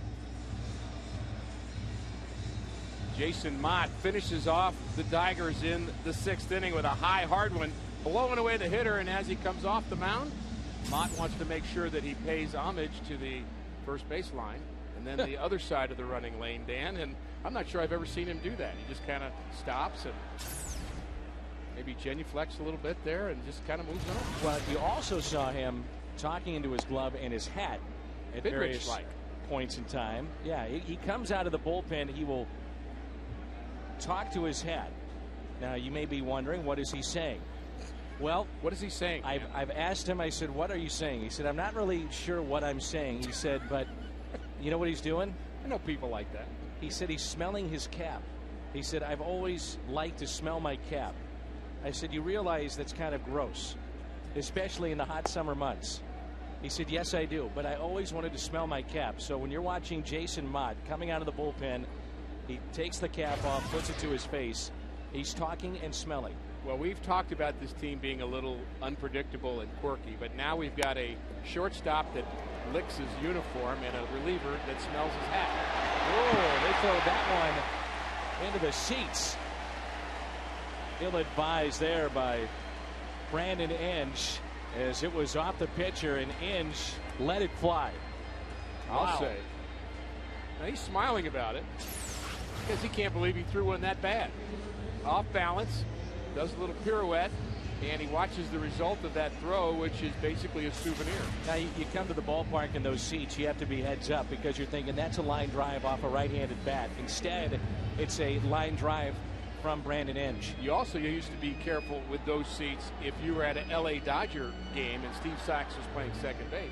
Fans used to put a little target up there because he'd throw so many up into the seats, like Steve, throw one to me. I mean, they would do that on the road and at home. So here is Thurston. He'll try to pull the ball here. You know, Gary Bennett started to get that with the Cardinals. He struggled to throw the ball back to the pitcher. Bunt is down, play at third, and Molina is out. Runs into an out, and Brandon Inge is off the hook. Molina was picked off last night. One of those cases there where you just asked Thurston to bunt it a little bit harder, but also with Molina as a defense, you can play this very aggressively with him running because you can keep that shortstop or second baseman close to the bag at second, and it might give you a step or two to field that ball and make a play at third because of his running speed. And I think you have to bunt that ball to third anyway. Don't you have to make the third baseman field it to have him come in to get third base open? If you're trying to move a runner to second base, you might bunt to the first baseman because he's going to have to get a slower jump off the bag because he's holding you on. But with a runner trying to get him from second to third, not every time, but more often than not, you're going to try to make that third baseman field it. Here comes Jim Leland. Mott also told me that he went to pitching because of a curveball. Not because he could throw one, because he couldn't hit one. Right. He was a former catcher. A lot of guys like that. Oh, man. So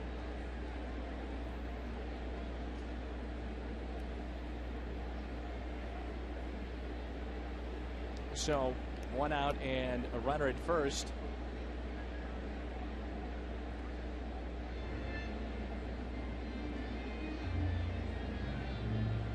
I'm looking forward to this Mott at bat. I want to see whether they throw him that curveball or not.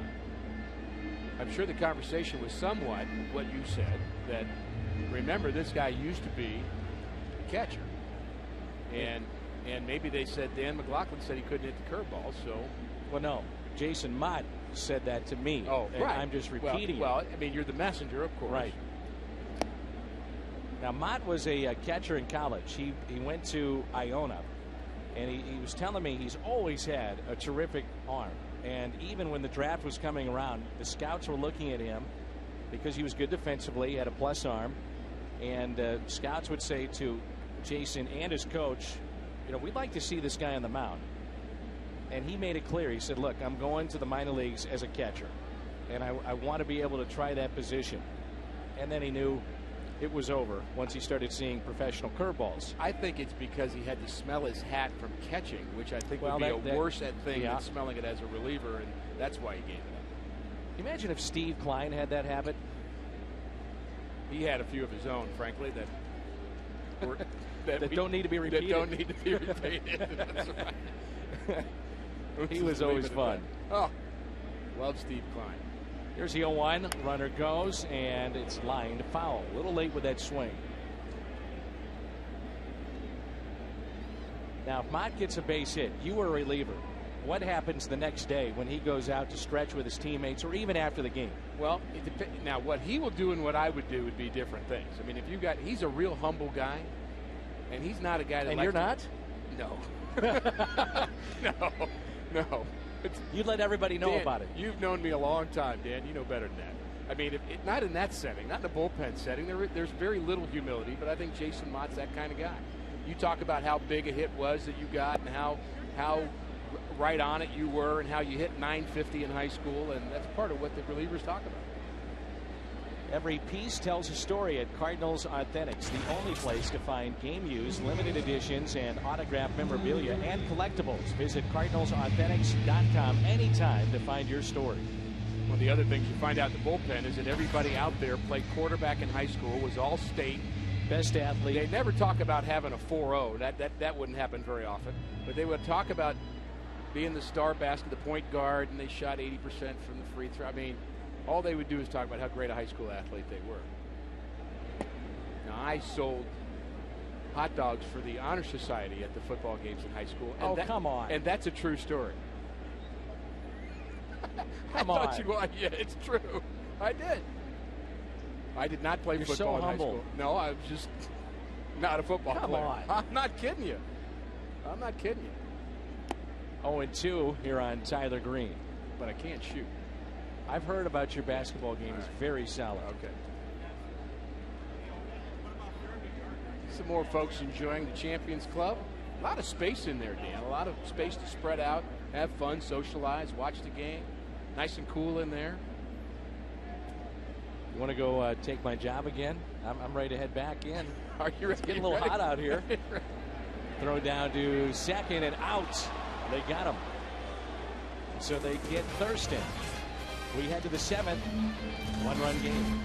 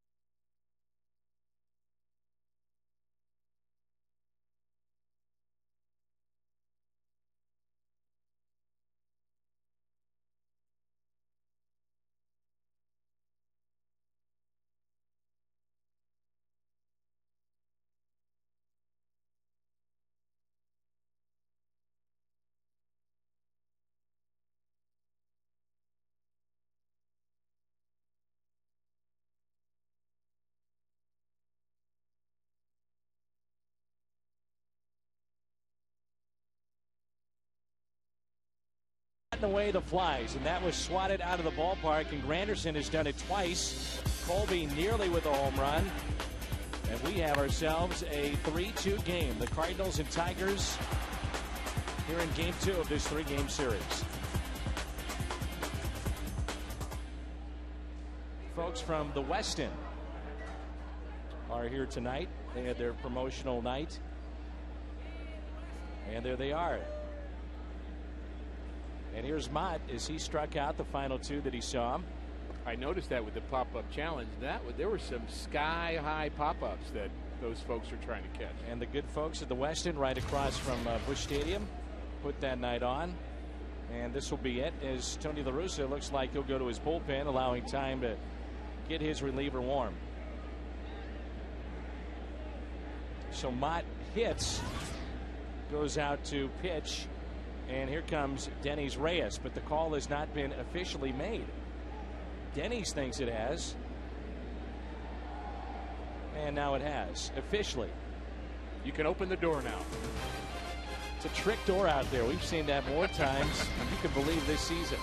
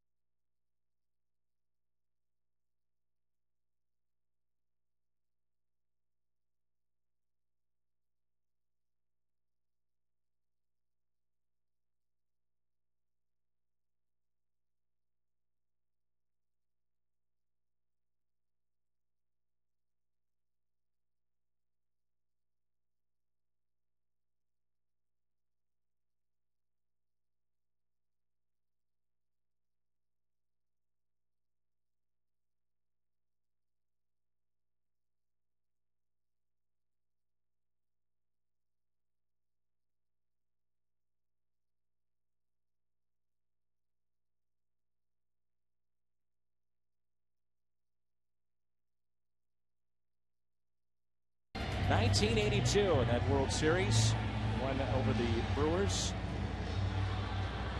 Bruce Sutter and Darrell Porter, the late Darrell Porter. Still in college, Cardinal minor league player. I was finishing up college, rooting for these guys I did not know, but hoped to meet someday, and felt like I was a Cardinal already. Dennis Reyes is a Cardinal now after years in the American League, and he's had, I guess, some really good moments and some rough moments, but been pretty tough on left-hand. Bunted way too hard to Albert Pujols, and a slide towards first, but an out. And a late call there. It sure was.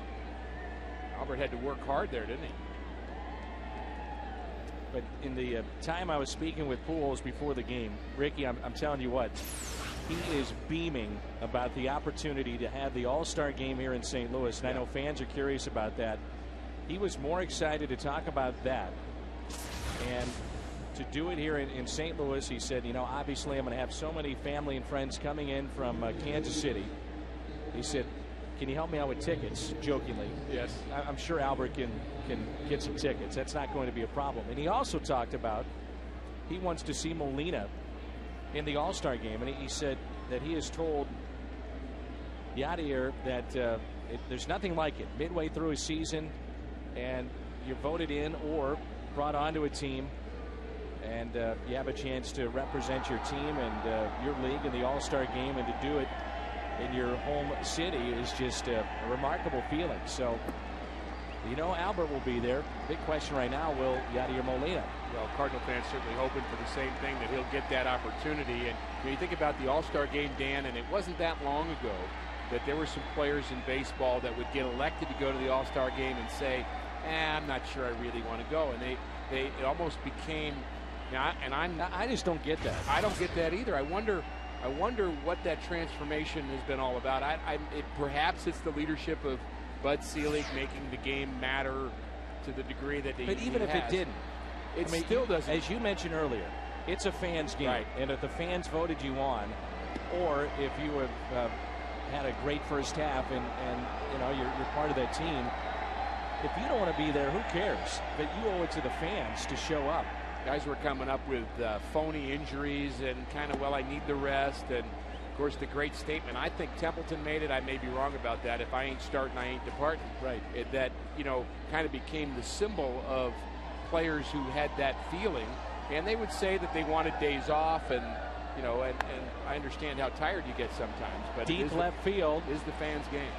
Duncan back with room. I mean, and you think about it, Ricky, it's a short-lived life. You know, your professional career, as you well know. What a great honor to be selected to an All-Star game. It's something you look back on, and, well, from a player's perspective, one of the great achievements in your career. It is a fans' game. On another level, the game will always be the players' game, because these players began playing this game because they loved it, not because they wanted to play in the major leagues. Maybe it was a dream, but they loved the game, the essence of the game. And it's something you just love to do in the backyard, in the streets, and in your friend's yard, wherever it might be. And now you get a chance to do it on the great stage. And from the player's point of view, forget the fans for a second. From the player's point of view, when they're sitting in their rocking chair and they look in the mirror or have somebody ask them about an All-Star game and they say, I didn't feel like going to an All-Star game back in 1987. I mean, how can you justify that? I mean, it's such a small window of opportunity that they get to play, Dan, and you just want the best for these guys that love the game so much. Granderson 3 for 3, on base 4 times, a single, 2 home runs, and he represents the tying run. They're having some fun here in the Champions Club as the night grows on. I think I heard him say, "This one's for you, Dan." Were you hanging out with those folks? No, I wasn't. Sure about that? No, was not. We were speculating. I'm sure you were. I wouldn't blame you either. Pitching change. La Russa out. Reyes out. And here comes Kyle McClellan.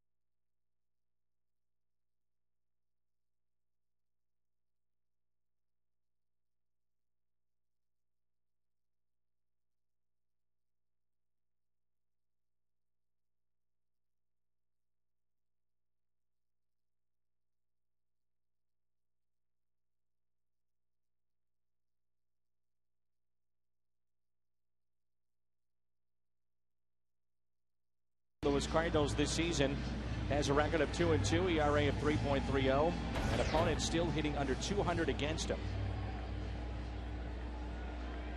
One thing I'd like to see out of Kyle, and I really appreciate the job he's done out of the Cardinal bullpen, is that he wouldn't walk as many guys as he has. It's not a terrible part of his game, and you mentioned the on-base or the batting average really low against Kyle, but I just think his stuff is so good. I don't want to see him pitching around very many guys at all. I think I'd like to see him just go right at guys, and the walk's a bit high.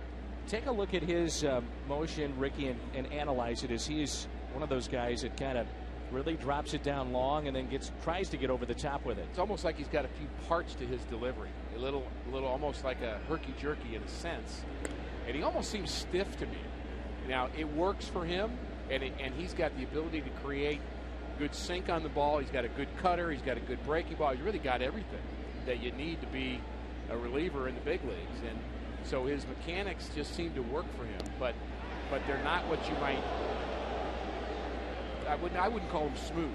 I really wouldn't, because I think there's a couple of parts to it that sometimes throw people off, but normally not Kyle. 1-0 the count on Polanco with 2 outs and a runner at first. I'm sure you and Al talked about it, because as we had a chance to visit with Placido, you get a classy guy and you get a very good major league player. Very serviceable, can play a number of positions, hits second in the lineup. Well, we did talk about him, and I really hated to see him go. At one point, the Cardinals had to really make a decision as to whether or not to get rid of Placido Polanco or Fernando Vina. And at that time, Vina was the better player and had great hands at second base, and the Cardinal fans, of course, loved him. And Polanco was a little more unproven, but in some might say the Cardinals got rid of the wrong guy. 3-1, and let's probably give the Phillies scouting staff a little credit too, because they could read the writing on the wall with Vina, saying, all right, you got a guy tail end of his career, contract wise, what do we want to pay him? Remember, Vina's still got a pretty big payday from Detroit. Polanco is younger and gives us a little bit more versatility. Pitch is popped up. Thurston is over. He's got it. Time to stretch. Good job by Cal McClellan. Fell behind 3-0. Comes back to get Polanco. 3-2 midway through 7.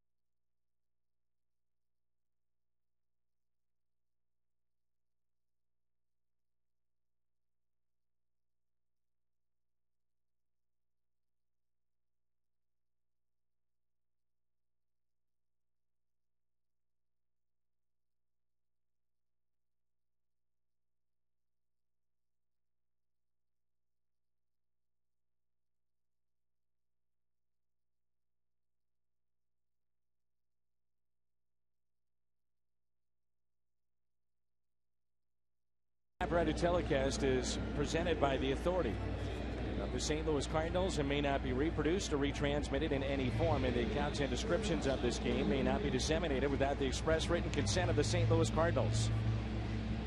That's a program, World Series 1946. I wonder how much that cost. Big money. 25 cents. That's more than I thought it might be. I was thinking 5, 10 cents. 5, 10 cents too. That's what I was thinking. This guy is a hard thrower. Joel Zumaya. Can he stay injury free? That pitch at 99. You watch his motion. It's free and easy. And this is Tyler Green, the first hitter. 19th appearance. And a record of 3-1. Opponents hitting .250 against him. That's probably a little higher than we expected. Maya had the injury. You talk about being injury free. Didn't he have that playing Guitar Hero? Isn't that when he was playing some video game and he ended up hurting his finger? And talk about staying injury free. That's not one of the ones you think about. You think about shoulder, elbow. You don't think about. And he also did have a sore shoulder. He was shut down for that as well. But yeah, the finger. Was it Guitar Hero? I thought so. I thought I recall that. Santiago is taken over at shortstop. It could be a mixed memory with some other story, Dan. You know, when you get older, that happens. I remember Zambrano had an issue because he always spent time on his computer, and he had a hand issue. Zumaya strikes out Tyler Green, and it brings in Skip Schumacher. By the way, one of the folks that I met here in the Champions Club, wanted to pass this along. Tina Maddox is watching the ball game tonight, and her sister is here.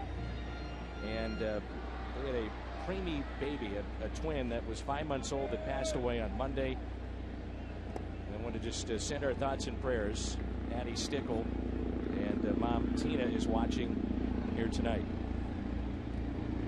Want to know is the count. Schumacher 1 for 3. You know, we've already had a fun fact. I can't wait. And I just have this premonition that another one is on its way. Can't wait. I have a strong feeling.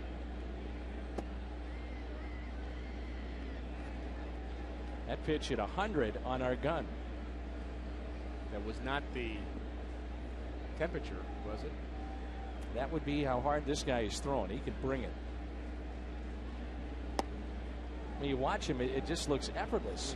Or am I wrong? I mean, to me, it just looks free and easy. No, it's very free and easy, which, you know, you talk about trying to stay away from injury. A guy who's got a free and easy motion like that, you don't think would get injured very much. He uses the bottom half of his body, legs, driving towards the plate. That's only going to help take off some of the pressure on your elbow and shoulder.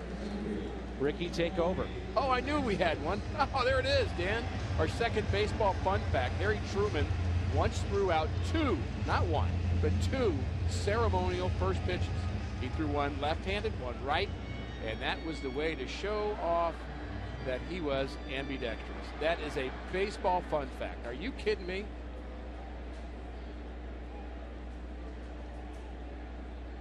Here is Colby Rasmus. But he was maybe trying to get the votes of the left-handed people and the right-handed people. I thought maybe there was a reach. Little pandering going on there. That's a reach. Oh, well. But you're thinking. Yeah, thanks. You are thinking. You're reaching. You weren't there, were you? You're trying to make it happen, to slide in the fun fact to make it work. I like it. It's still fun. It's a matter of choice. All trivia is kind of fun to me because I kind of like. Well, that's not trivia. That's a fun fact. There's a big difference. Okay. One's less annoying than the other. Fair enough. Baseball people like fun facts.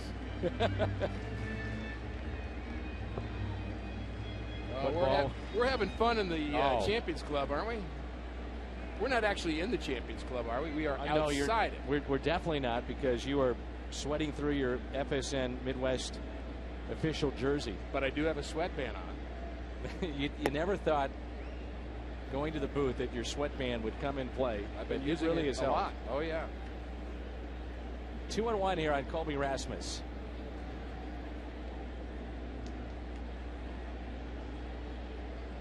Short lead at first by Schumacher. And that's taken low. 3 balls, 1 strike.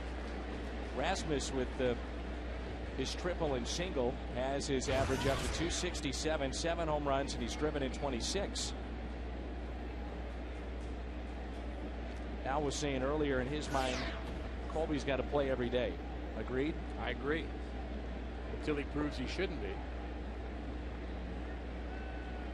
You know, it's interesting about Colby, and Al and I kind of agree on this. I know you do too. That in the way we talk about him as a player, we talk about what he's not doing correctly, but it's not to run down Colby Rasmus. He's a rookie, and you expect that he's not going to be perfect getting to the big leagues as a rookie. He's, at this point, the best rookie in the National League.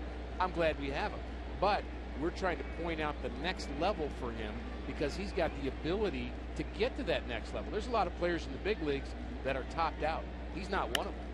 Rasmus turns on the pitch into right field for a base hit. I like what Dave McKay had to say the other day. He said, now, are there times when we talk to him about his outfield defense to get the balls and get him back in quicker? Yes. He said, but what gets mistaken at times is that when it looks like he's gliding to a ball, right. He said that's really not the case. He said he's got the same thing that Edmonds had, which is great speed at times. Well, let me rephrase that. Rasmus with great speed, Jimmy great jumps, and at times it looked like they were gliding to the ball. And Jimmy didn't have great speed, but he's a great athlete. Exactly. And so he had that look as if he wasn't moving. Exactly. I think there was a little bit of that in J.D. Drew, a little bit. Yeah. I think there was a lot of that. A lot of that in Andy Van Slyke, the way he played the game. They're so athletic that they make it look as if they're not working hard, because for somebody else it is hard work to go from into the gap. I think when Rick Ankiel gets a great jump on the ball, it's very effortless for him, particularly in center field. And I think about, you know, some of the great athletes are like that. It just looks easy to them. And that's what I mean. It's effortless. It's smooth. This is power against power right here. This is a fun matchup. 1-0 pitch to Pujols. Pops it up. And it is playable. Foul territory. Inge has got it for the second out. You would figure if you just square one up against this guy, he generates the power for you. Albert could have hit this pitch 500 feet if he got it right on the barrel of the bat, but it's in on him, so he can't get the barrel on it. But you talk about a 99-mile-an-hour fastball generating some of the power and Albert generating the rest. Who knows how far he can hit that ball. Exactly. Here's Duncan. How about his home run last night, Dan? That was great to see. And it was also good to see that he was getting base hits against a lefty. Right. Cardinals have to have that happen with, you know, Schumacher, Ankiel, Rasmus, all hitting from the left side. Well, this is a big run to pick up here. If you're thinking about 2 more innings of zeros that the Cardinals have to post, if you could pick up an insurance run here in the 7th inning, it'd mean a lot.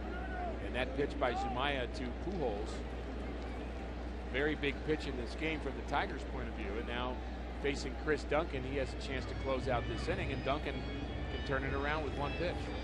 1 ball, 1 strike on Chris. We're in the 7th, 3-2 St. Louis.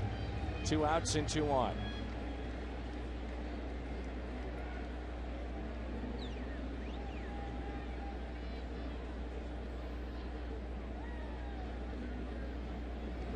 And with the weather heating up here today, it seems like there are more bugs flying around on the field. We saw Tony La Russa swatting at him. The home plate umpire just did that. You can see in our shots when we were able to go close up on the players. I think we took them from Cleveland. You didn't see as many of them as Cleveland as probably we saw in the weekend games, Dan. But a lot of bugs there, and I think the Cardinals might have packed a few in their suitcase. Well, good thing we don't have the seagulls here. Look at all those bugs. Amazing. Well, it's going to bother a hitter. It could bother a pitcher. And a lot of times it's picked up with something, a product that they'll put into the grass that will attract the bugs and the flies. Are you an entomologist or something? I've just talked to Bill Finley. I've done some homework here. Okay, Rick? All right. I'm not doubting you. I'm just asking. And that's a ball 4 to Duncan. That was 101 on the gun. 101 from Zumaya. Huge at bat here for Ludwig. Bases loaded and 2 outs. Been a tough night for Ryan Ludwig. He could atone though with 1 swing of the bat.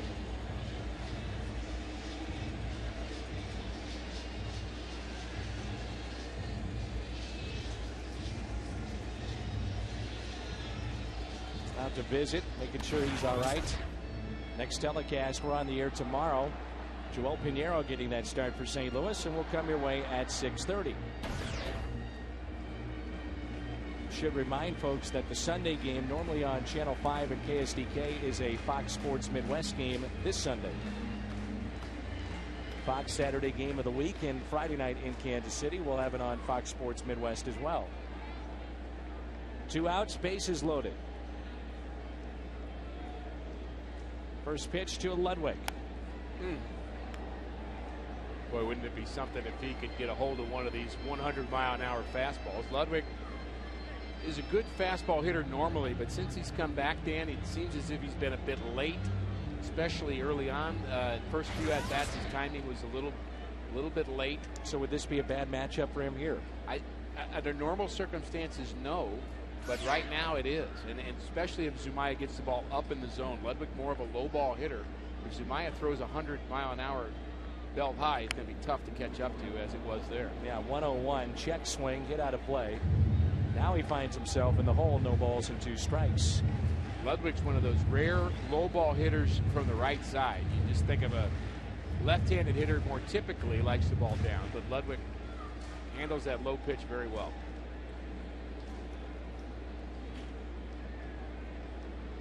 0-2. Would you even fool around with anything here, or do you come with the heat? Heat. Off speed pitch.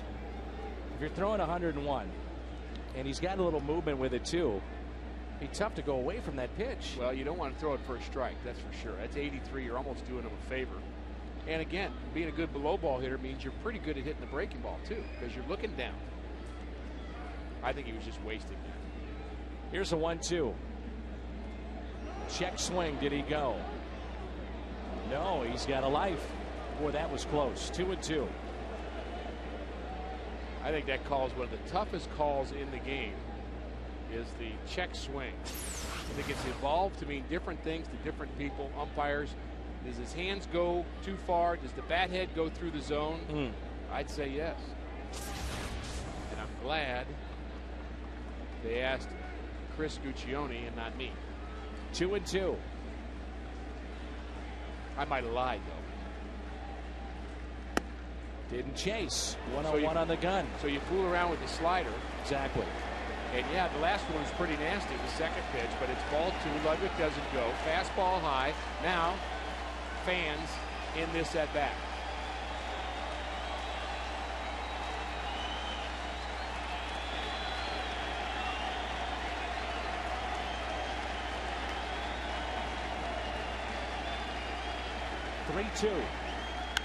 Ludwig hits it out of play.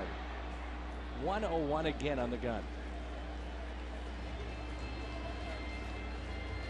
If he had an outstanding changeup that he threw right now at about 88, Ryan Ludwig would be twisted in such a knot they'd have to carry him off of the stretcher. I mean, he's geared up for 101 right now.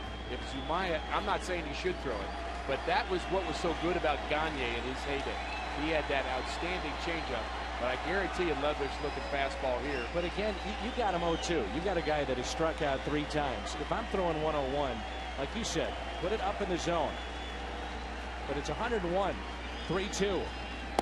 Ludwig takes ball 4. 100 miles an hour, misses down and in. The check swing, call the ball. Ludwig had a new life, and the Cardinals have a 2-run lead.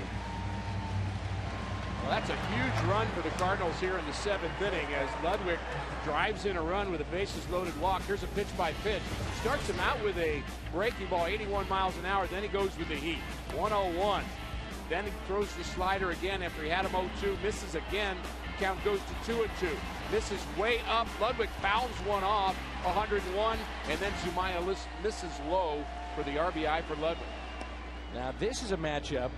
When you watch Yadier Molina, and he's swatting away the flies, where Molina a lot of times won't overswing. He knows he's throwing 100 miles an hour. He'll just guide the ball into right, realizing Zumaya is the one producing the power here. Yadier Molina has a very high baseball IQ. Not all good players have a good baseball IQ, but he's got one. See right there, that's that pitch a lot of times he'll just guide it into right. just trying to put the bat head on the ball, and he doesn't care. He knows that Zumaya will supply enough power, and he's just really trying to get a base hit. Well, here we go again. Does he even fool around with a slider? He's got Molina now at 0-2. Molina does not strike out very often.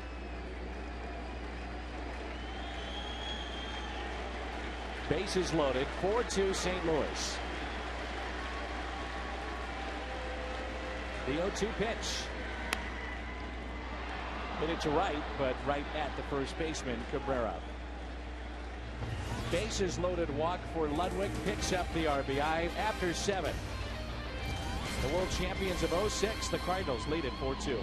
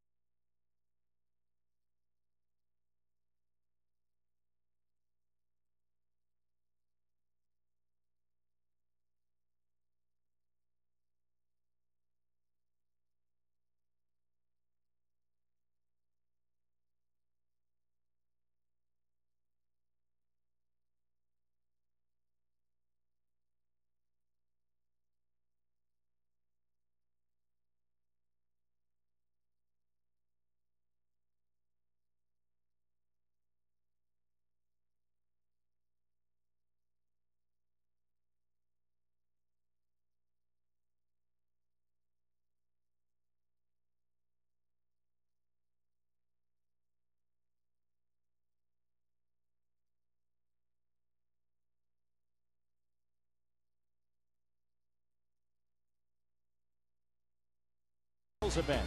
Visit your St. Louis area Hyundai dealers today. Rick Horton, Al Raboski, I'm Dan McLaughlin, and we are coming to you from the Champions Club as the Cardinals have themselves a 4-2 lead thanks to the bases loaded walk. Welcome back, Al. Thank you. How was it? I had a great time meeting all the fans out there, signed a few autographs. Didn't get to kiss any babies, though. No babies, no, huh? No babies. Getting late in the night.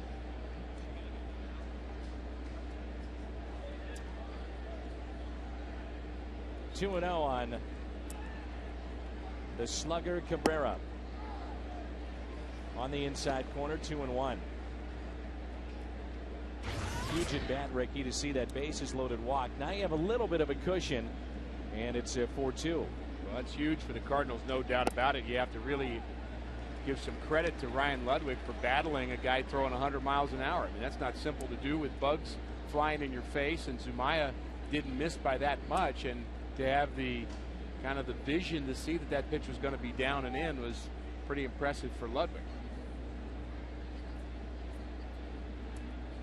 2-2 the count. Want to thank our Fox Sports Midwest crew for their outstanding work in setting this up. Jeff Amos worked very hard, and all the technicians. Schumacher has taken over in left field, Dan, and Brendan Ryan's in at second, playing a deep second base. Good to see that Brendan Ryan is back. We weren't sure. That's right. After last night, left the game last night, whether he'd injured his leg or not. 3-2 the count. Cabrera homered here last night. A little late with that swing. Tardy and lines it into the seats. Now, Ricky, you have the post-game show coming up. I do. And that's not air-conditioned either. No, my fun has just begun. And I'm glad that Cal Elder talked me into this sweatband, because it's already dripping. In fact, I may go try to find another one. Very nice. And that's a base hit.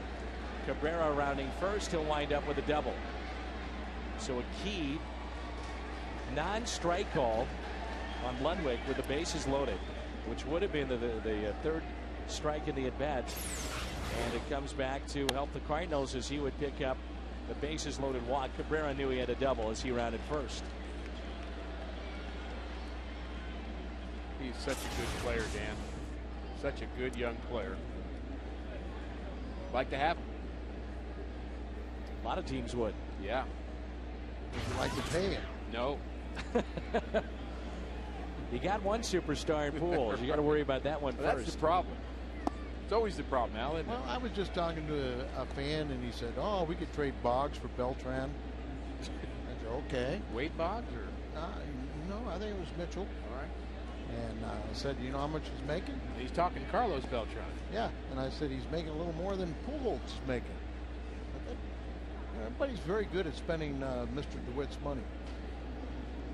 Well, that's the fun of it, though. OPM. Always talking about. And here's the number one Oh, culprit. I'm willing to spend everybody's money. I'll get Beltran and A-Rod when he's up. Why not get him and Pujols? And also, some young man said, "Why do I let Dan McLaughlin do the ladies?"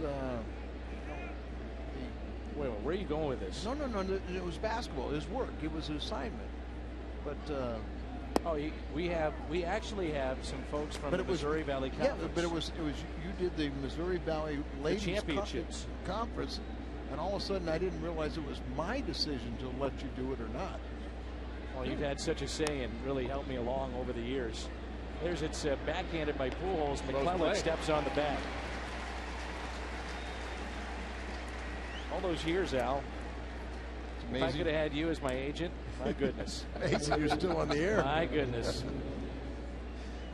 You know, Dan, you mentioned that non-call against Ludwig, and we're going to go back to that a couple of more times, I think, before this night is over, because that really was the key to that run the Cardinals scored in the bottom of the 7th inning. Well, I'm sitting here with two pitchers, and you guys know this game very well. What are you seeing right now with Ordonez? Why is he only hitting, roughly 275? Because, as we mentioned before, a career almost 320 hitter. He's a very good player. What are you seeing with him in the first couple of nights? And I guess we'll move on.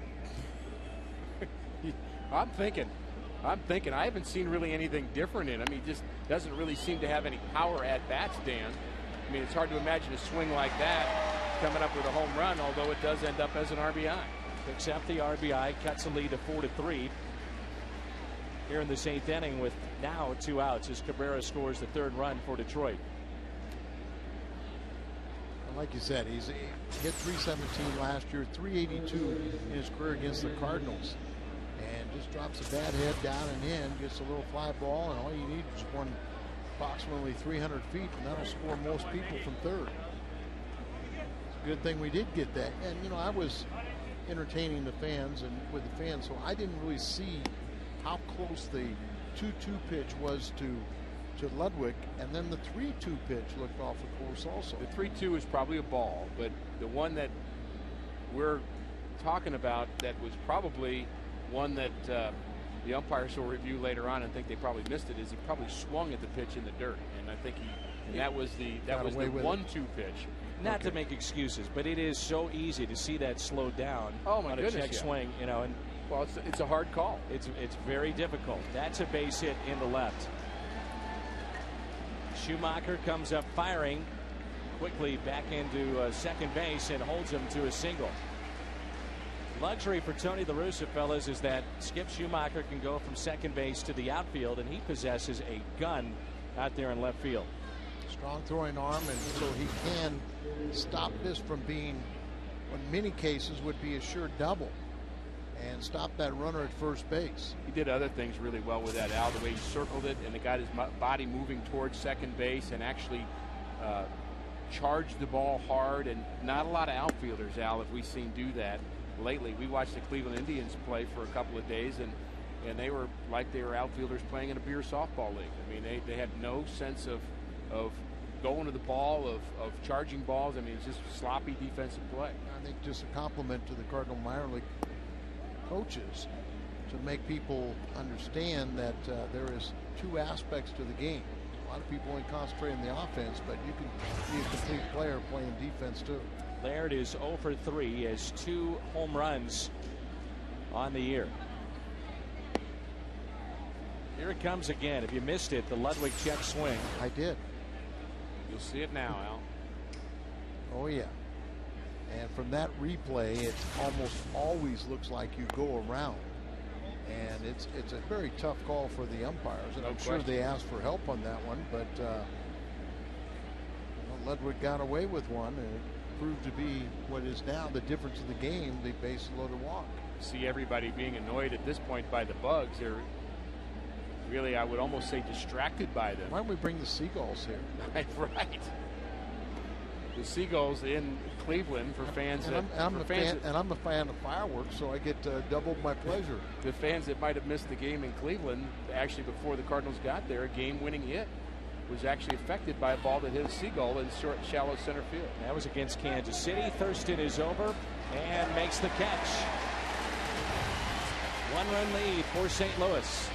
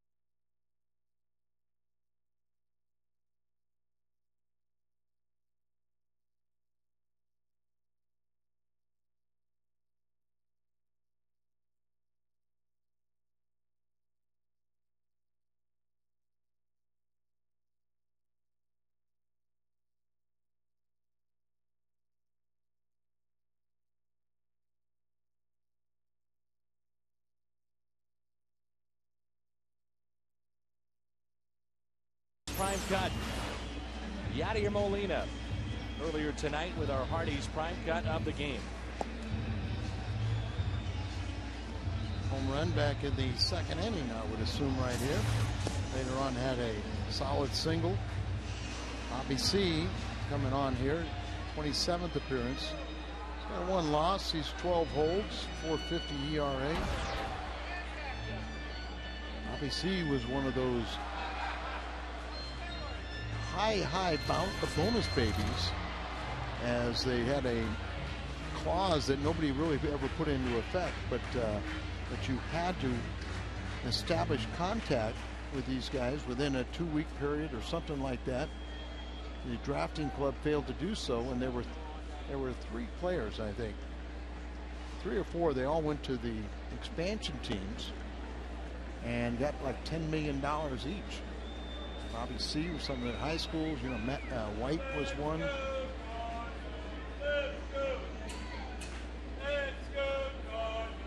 Nick Stavano is on deck. And that is a ground ball hit to short. I wish Ricky would quiet down back there. Oh, he's leading the cheers pretty heavy, isn't he?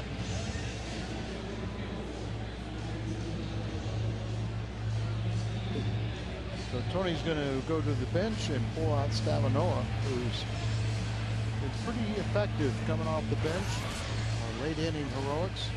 Of those 13 RBIs, got a lot of plate appearances and 4 game winners. Marty Mason, the Cardinals' excellent bullpen coach down there. So Stavinoa with one out and nobody on. 4-3 St. Louis. And the first pitch taken inside at 93.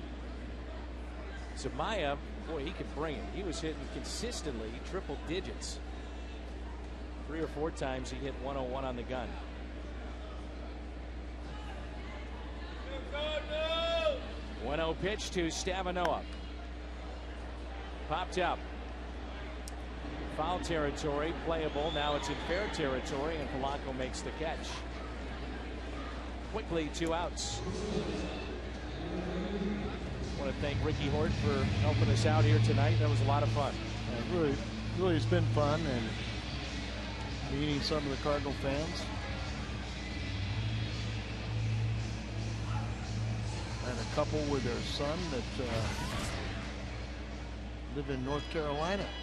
And they've been to 5 different ballparks the last 5 games on their way back home tomorrow.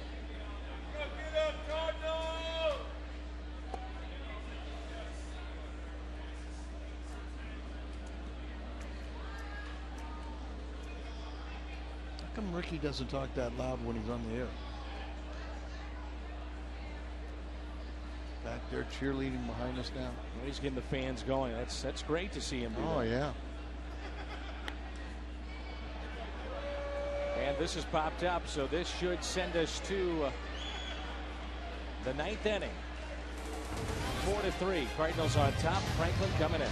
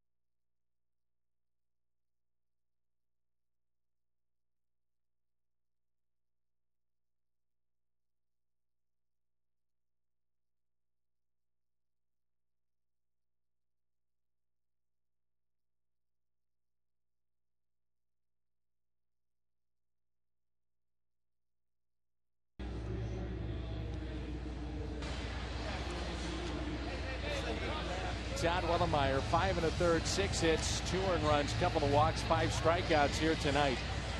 Our U.S. Cellular Cardinals live recap, and don't forget, post-game show is coming up. U.S. Cellular Cardinals live. Take a look at Yadier Molina, Todd Wellemeyer, and of course you'll hear from Tony La Russa. All coming up on the post-game show, and now it's Ryan Franklin, and this will be his 25th appearance of the year.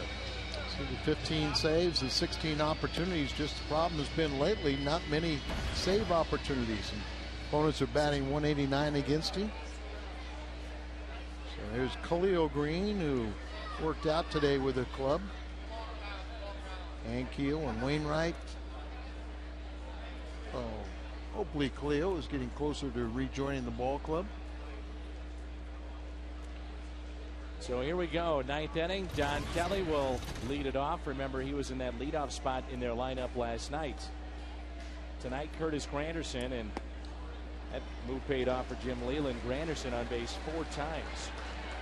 Well, we just recall last Friday in AAA, where he put up very impressive numbers.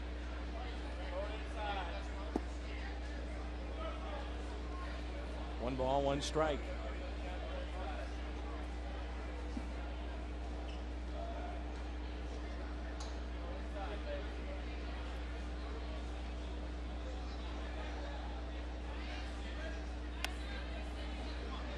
2 strikes.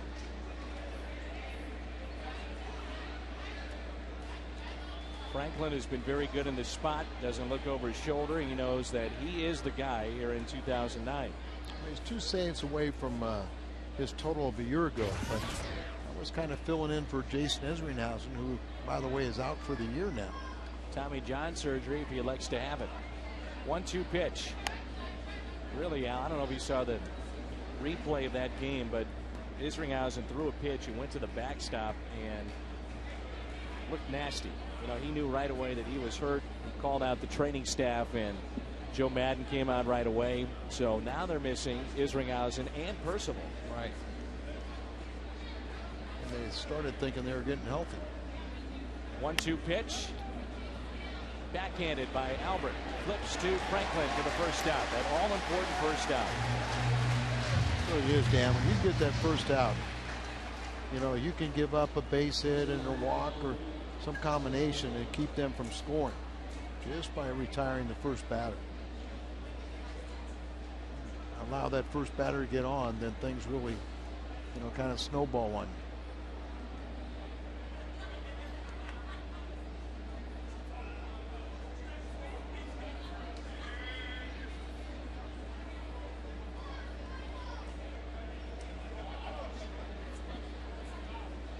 One out, and Ramon Santiago is the hitter.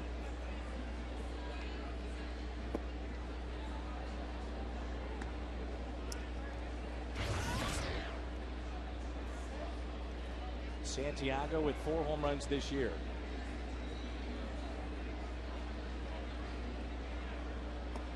And that pitch is a strike. One thing about Franklin, he has a variety of pitches and usually excellent control.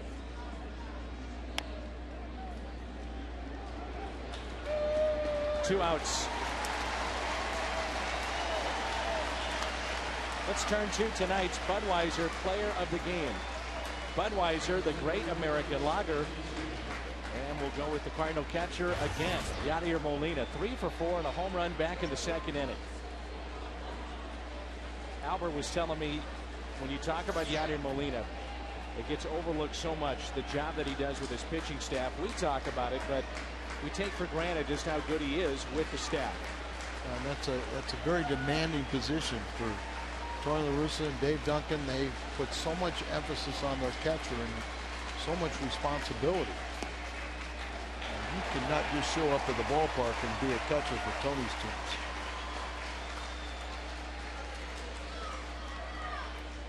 Granderson with 2 home runs tonight. Cardinals 2 strikes away. 1 strike away.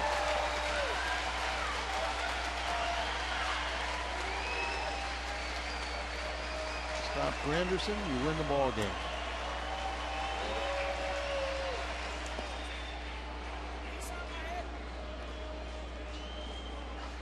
One and 2 is the count.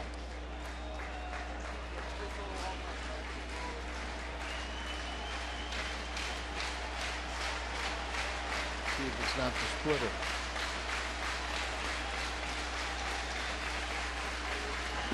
He got him, and the Cardinals win it.